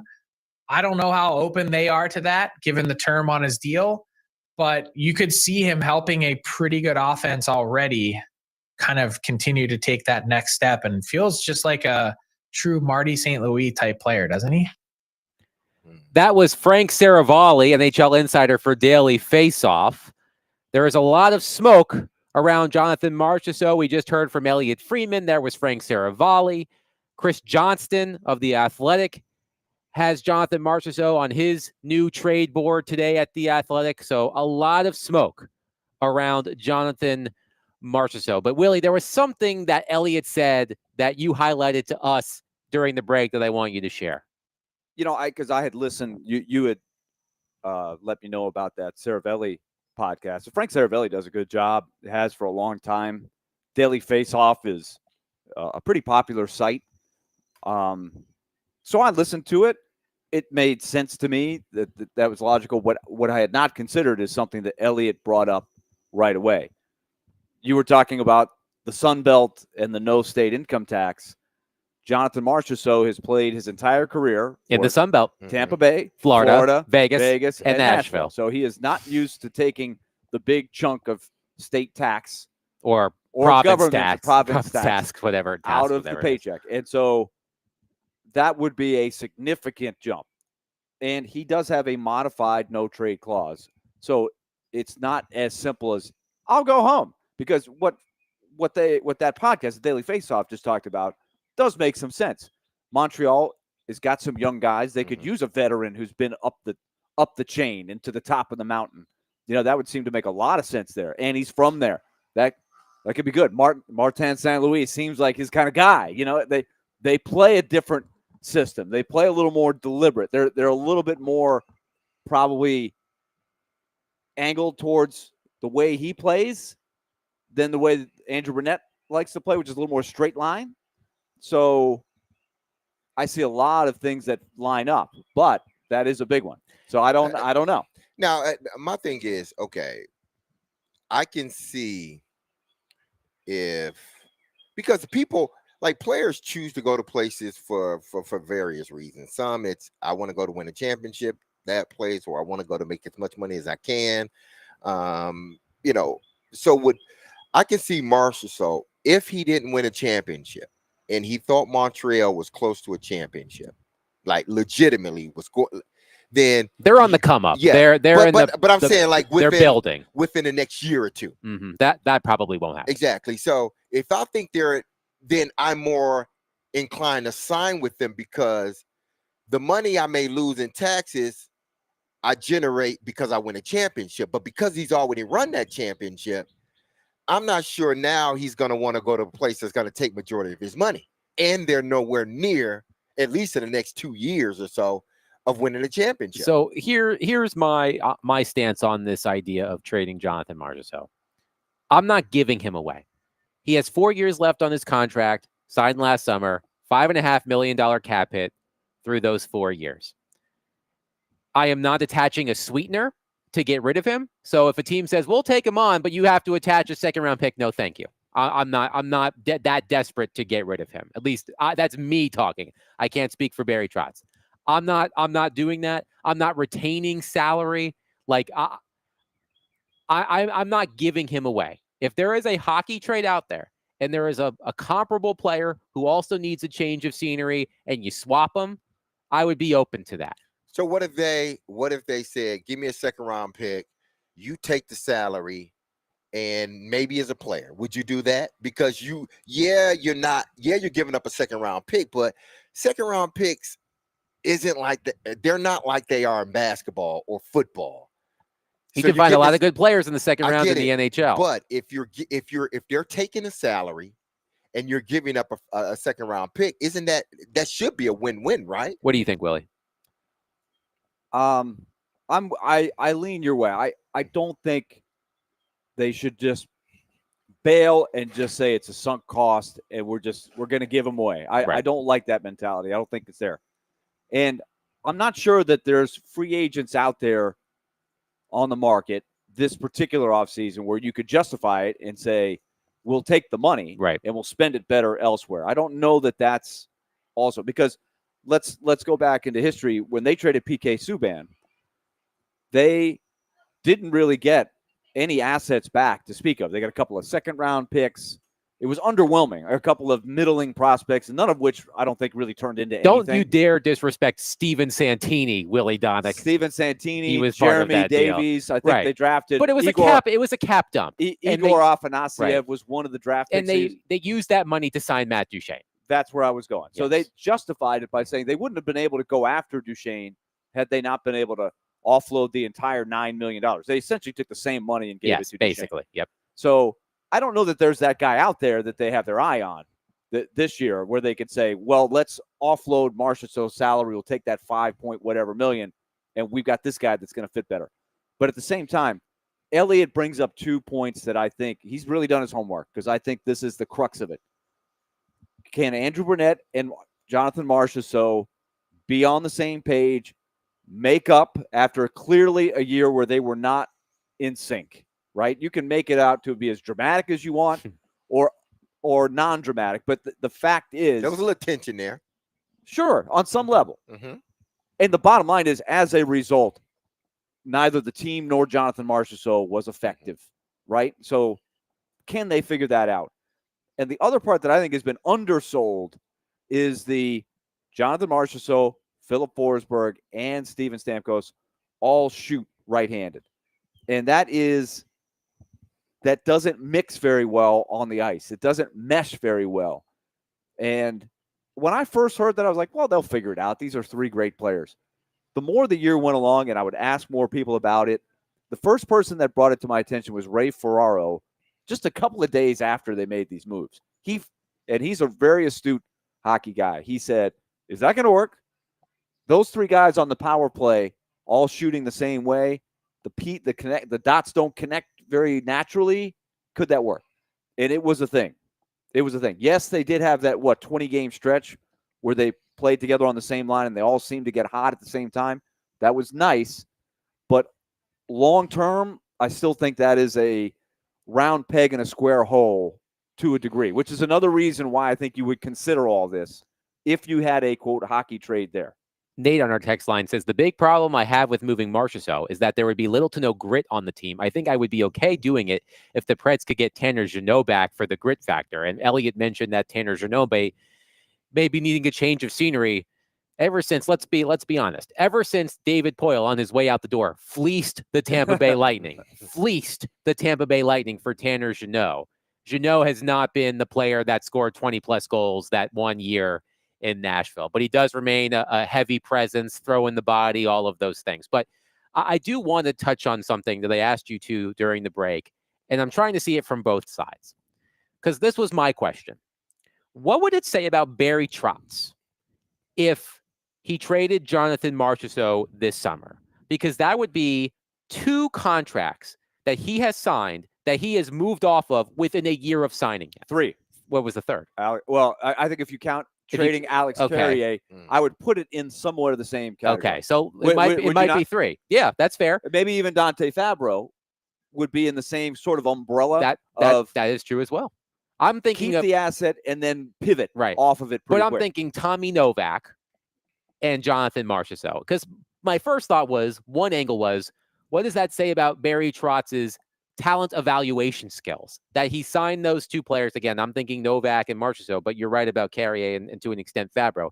He signed those two players hoping that they would be key contributors, and then he had to move off of them. But on the other token, as you said, Willie, during the break, perhaps it shows that Barry Trotz is willing to admit mistakes and move on versus David Poile, who at times would hope and pray that things would work out and maybe hold on a little bit too long. I think it illustrates how hard it is to be a GM because you can't predict the future. No.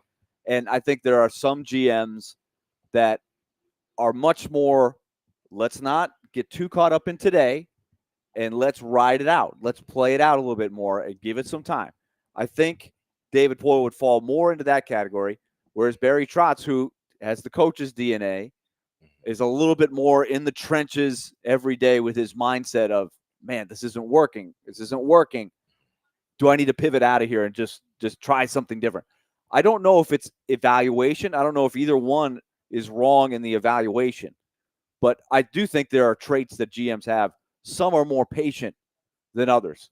Is that fair to say? Mm-hmm. Right? I think I would. Here's my analogy. It may be a good one, may not be. I think David Poile was more of the. I am going to go through the whole full tank of gas before I like Joe Rexroad. Yeah. Did you hear this story about Rexroad? Of many stories. What happened? Of many stories of Rexroad had a rough week. Just think of Rexroad story. Outside of his the tick bite. There was the tick bite. But apparently coming home from Indiana for his son's rugby tournament, I think it was, he pushed the limits of his gas tank because he was hoping to find cheaper gas, and he ran out of gas. He ran out of gas on the side of the road, on the highway. Oh, boy. He Kramered it. And not even that. He got out of his car, walked over a mile, and then they didn't even have a gas tank. They didn't have a gas tank for him. They could put his gas in. So he just carried it in his hands? No, he stayed there. I think AAA ultimately came. And AAA ultimately came, and he thought AAA didn't come with gas. He thought AAA didn't come with gas. Like, so come to you with gas. So he decided to walk over. But he concluded his week by being on the set on the Paul Feinbaum show with the white sand beach and the ocean waves crashing behind him. At Destin, Florida. But sorry, Derek. Please continue your point. So you think David Poile will take it down to the E-tank? I think David Poile was more of the E-tank. Let's get everything out of this player we possibly can. And Barry is more of a, okay, if it's not, we're half a tank now. I got to make a change. I got to do something different. I got to go get another, tank of gas or another half a tank of gas because we ain't going to make it. So he's one of those guys that if it's not working in the middle, like he doesn't seem like a guy that, especially when there seems to be a lack of chemistry there. Not that the player isn't playing well or playing the way you thought he was, but the lack of chemistry with he and the head coach is not there either. He's more inclined to just say, you know what, before it filters through the locker room anymore, let's cut this. Let's find a way we can land this plane easy, and sort of move who I may deem it didn't work, move those players to a different area. I think Barry Trotz also, look at Ryan Johansson, Matt Duchene, what he did with those two contracts. He didn't wait around after he observed it from where he was kind of phasing into the job. After the season, he made a very distinct decision, which was not easy and got nothing for it, but he moved in another direction. He started fresh. And that was probably an effective decision, right? So it works. It's not like it doesn't ever work, right? It's just traits. It's just sometimes it works, sometimes it doesn't. What's your success over a long period of time? You're more David Poile. I think I probably fall more in that category. But you know why I say that? Because I always go back to Waze. You just roll with Waze. You roll with it instead of saying, you know what, you're not right. I'm going this way. I was the wayward son that day. I was carrying on like a wayward son. You more David Poile. 615 or Rexroad. Or Rexroad, apparently. 615-737-1025. We'll take your thoughts on all of this smoke surrounding Jonathan Marchessault. But we'll wrap up the show next live from Hermitage Golf Course for the 4th annual 615 Open Charity Golf Tournament, benefiting Folds of Honor and presented by Gary Force Acura and Atmos Energy. Willie Donick, Derek Mason, Adam Vingan, 102.5, 106.3, The Game.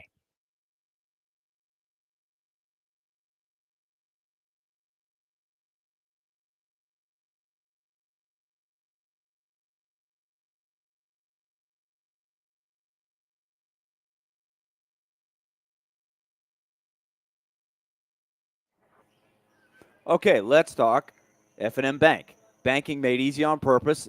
That is the sponsor. That sponsors our Take It to the Bank on Friday. We have so much fun with that. It's awesome. 1:45 every Friday here on DVD. F&M Bank, what is banking made easy on purpose? Well, just what it says. That they want to simplify your financial needs, and wouldn't we all like to make it a little bit simpler? Nobody wants complex banking, and they purposefully try to set up all of their 20 locations in the middle of your community. Could be a smaller town like Springfield, could be something a little bigger like Murfreesboro, could be West End Avenue right in Nashville. But the bottom line is they're right smack dab in the middle of your community. They want to build a relationship with you, and they've got the tools for your success, whether you're a small business owner, a younger person just trying to get a feel and a knowledge of what the financial game is all about, or anywhere in between. Just go to myfmbank.com. That's myfmbank.com and find the nearest location to you. They've got them all the way in our listening area up to Southern Kentucky and Hopkinsville. F&M Bank, banking made easy on purpose. Member FDIC.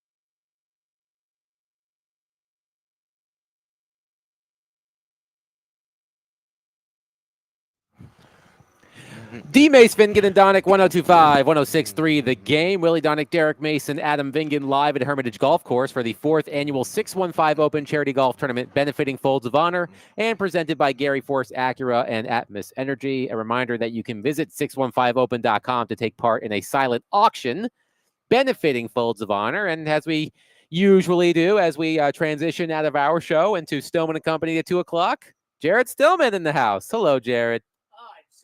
Stillman and Company. He's No, not I on. don't think you're on. You're not on. Not on. So which button is it? Oh, boy. Oh, boy. Stilly. Stilly. I'm not blaming you. I'm messing with you. It looks like they're all on. Yeah, it looks like they're all on. Just start pushing buttons. No, we don't want to be taken off. No, the no, air. no. I'm not. How's that? I'm not talking about I that. think I got button. it. All right, there he is. See, he just started pushing That's- buttons. yes, That's why he's the Again. best in the business. That's the Okay. button I would have hit. He just Okay. started pushing buttons. Was that the button you were going to hit? No, it was not. It was not. Well, I saw that the other three Yeah. buttons were pushed in, so I figured that was probably the button to push. All right, Jared. Good Well, luck. you heard our conversation with Elliot Freeman. We're talking Jonathan Marchessault. So what are your thoughts on this brewing situation? I thought it took you guys a long time to get to Marchessault. I'm sitting there in the car saying Marchessault, Ask about Marchessault. We were going to get there. Adam is sitting there like, do you think that the lower taxes make a big difference? You for gotta- why he all brought the you up. Sun He Belt brought you teams up. get into You got to the- work on your impression do of you, me. Do you think that's why? I By the don't- way, I don't- Elliot said yes, and I know this because I just spent the weekend in Toronto, and all anyone did was talk about the Oh, we're taxes not going the to talk entire about time your I was soft there. ass Toronto Maple Leafs take. We're not going to. But- We're not going to bore our listeners with that. Here's the thing. I do not want the Predators to trade Jonathan Marchessault. And it would not surprise me if both the Predators would kind of maybe like to exit from the Marchessault business, and if Marchessault would like to exit from the Predators business. But I personally do not. I think that, in my life, some of my best relationships have been built through conflict. And I believe relationships get stronger sometimes through conflict. And so I think what Marchessault brings, like his attitude, and I think they need a little bit of that. And I think Marchessault, look, you signed the deal, and I heard Elliot say, I don't know if he'd be interested in Montreal because of the taxes there.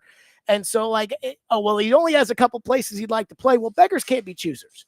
So Would you have a no movement or a modified no movement? You do have some So control. you can right? be choosy in a sense. You can be somewhat Choose juicy. a Yes, little bit. Yeah. a little bit. You can be And, somewhat and how choosy. bad do you want this to happen? Are you facilitating it or not? Sure. That's part of it too, right? I believe that, if the Predators are going to be any good next year, and I'm talking about, competing for a playoff spot next year, which my sense is the Predators believe that the 0-5 start and everything else was just kind of a one-off this season, and next year they should be back trying to compete. If that's the case, I think you have to do that with Marchessault. And so I don't want them to trade Marchessault. What I was worried about when he made the comments about Andrew Burnett, and the Predators still said, hey, we're keeping Andrew Burnett. What I was worried about was that the Predators were going to look at this and say, hey, that Marchessault, he's a bad apple. We don't want him around here. And I think maybe they need to kind of learn from each other here. Marchessault, very cutthroat with that Vegas-style attitude. I think the Preds need a little bit of that. And then I think on the other side of it, I think Marchessault is going to have to learn how to play nice. I mean, he signed up to play here.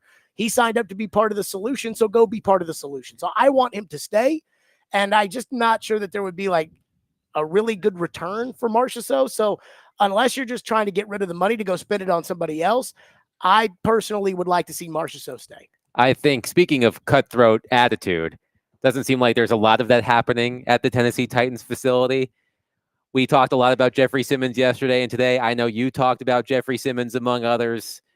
Where do you stand on the fact that the leader that the Titans like to preach to us about was not only not on the field, but not in the building yesterday? So I'm just of the belief that you can't have it both ways all the time. And I think the Titans are always trying to have it both ways. Brian Callahan is sitting there talking about, we got to make major changes. And all he changed was the special teams coach. Can't have it both ways. In this case, you can't get up there and tell everybody that this offseason you're going to focus on building leadership and that this new Fakakta 8-team team bonding, kumbaya, rowing boats together, kayaking and canoeing and barbecues and everything else that, they're trying to bring around, that this is going to be such a transformative and big process for this operation. And then have the one guy who the Titans constantly say is our leader and shoved down all of our throats, not show up because, well, I'd rather go train in Dallas, which is kind of what I think happened here with Simmons. So I think it's just an example of, the Titans saying, like, this is what we want to be about, and then not being about it. I look at this as like, some of us in our lives have always tried to lose weight. Some of us have done it successfully, including me at times. And, I really have a hard time with the person that's like, man, I'll tell you, I got to lose weight. I'll take 3 pizzas and a slice of cake. Thank you. And that feels to me what the Titans are doing. You're right. And the Titans are giving mixed messages here. Because on one hand, Brian Callahan is saying, well, we're done with this leading by example stuff. You pull guys with you. And then on the other hand, your leader doesn't show up. And it's like, oh, we know Jeffrey, he's going to be ready for the game. We ain't talking about the game right now. That's the part that I think he's not reading the room. Stuff. Exactly. Right. He's not reading the room. We're not talking about this. And no one ever questioned Jeffery Simmons about him being, ready to play every week. Do I need to remind people of the record? Exactly. 9-32 So since the win at Green Bay. Hashtag the plane from Green Bay. So when you have or alcohol gate, beer gate, if you have a record of 9-32 over the last 2.5 years, you suck. No one. Yes. And factually, from a record standpoint, you are the worst franchise in the National Football League over that span, 2.5 years. You have been the worst franchise in the National Football League. So if that's the case, Jeffrey, you have, outside of it being a family emergency, because I'm pretty sure if it was, Callahan would have said it. But outside of it being a family emergency, you need to be here. At least on the first, you need to be here because Brian Callahan and the team is preaching this new pillar of it's not about what you do, it's about who you bring with you. Well, Jeffrey, you didn't bring nobody with you because you wasn't there. I think Jeffery Simmons has been coddled the last couple of years. I think that the Titans... I would agree with that. I think that the Titans have done this thing with Simmons where they've propped him up and made him feel like he's better than he actually is. I mean, he went on Jill Jelnick's podcast, and he was sitting there talking about how the media doesn't understand that I get double teamed, and that's why I don't get sacks. And I'm like, all the good players in the NFL get double teamed. The great players are the ones who beat double teams. You think J.J. Watt ever got double teamed? That double team every game. And so with Simmons, it's always excuses, and I was really disappointed. Again, I was really disappointed at how the Titans kept propping up Simmons as a leader, and they kept talking about how good Simmons is and how, Simmons is this and Simmons is that and Simmons. And like last year, Denard Wilson came out and talked about how Simmons is doing a great job getting pressure, but he wasn't actually getting pressure. And I just think that they've coddled him to where he thinks like he's Derrick Henry, and he's not. And he is not doing the things that if you really want to be a leader, he's not walking the walk. He's doing plenty of talking, but he's not walking the walk. And so to me, and Brian Callahan would never do this because I don't think Brian Callahan has, and I'm not saying it's a mean bone, but it's like a hold people accountable bone in his body. I don't think Brian Callahan can strip Simmons of the captaincy and say, hey, we want you to be a follower, not a leader, but that's what they should do. I think there's a fear that if you don't play the game and hope that he falls in line, that you lose him. And I will give you an example. I do feel like when the Predators went through their strip down where it looked like they might have to move and the ownership was changing and it was very tenuous and David Poile had to strip his team down. He had to take it down to the salary cap floor. He had to trade, among others, his captain, Kimo Tiemann, along with Thomas Vokoun and Paul Correa. He had to look at all these really good players. They had a great next year, but they named Jason Arnott the captain. And I think it was a little bit the same thing. Could go either way when they thought, well, if he's not the captain, do we lose him, right? But there was a little, question about his engine, night in and night out. Is he really the leader, or is he just the most decorated guy on the team? They went with it, and they had decent results, right? But I think it could. I think sometimes that's the mindset. Let's roll the dice into the middle, or let's put all the cards in the middle. Let's bet on this guy that he'll fall into line. But sometimes you get mixed results. Fair? I think it's totally fair. I think he's a follower, not a leader. It's not going well right now. It's not going as well as they hoped it would go. Well, that'll do it. I think that's fair to say. That'll do it for us today. Jared will pick up our coverage right here live at Hermitage Golf Course, 4th annual 615 Open Charity Golf Tournament, benefiting Folds of Honor and presented by Gary Force Acura and Atmos Energy. We will be back tomorrow at 11 o'clock. Stillman Company coming up next. Be love on your people. Have a safe, blessed, wonderful, and happy Thursday. Peace.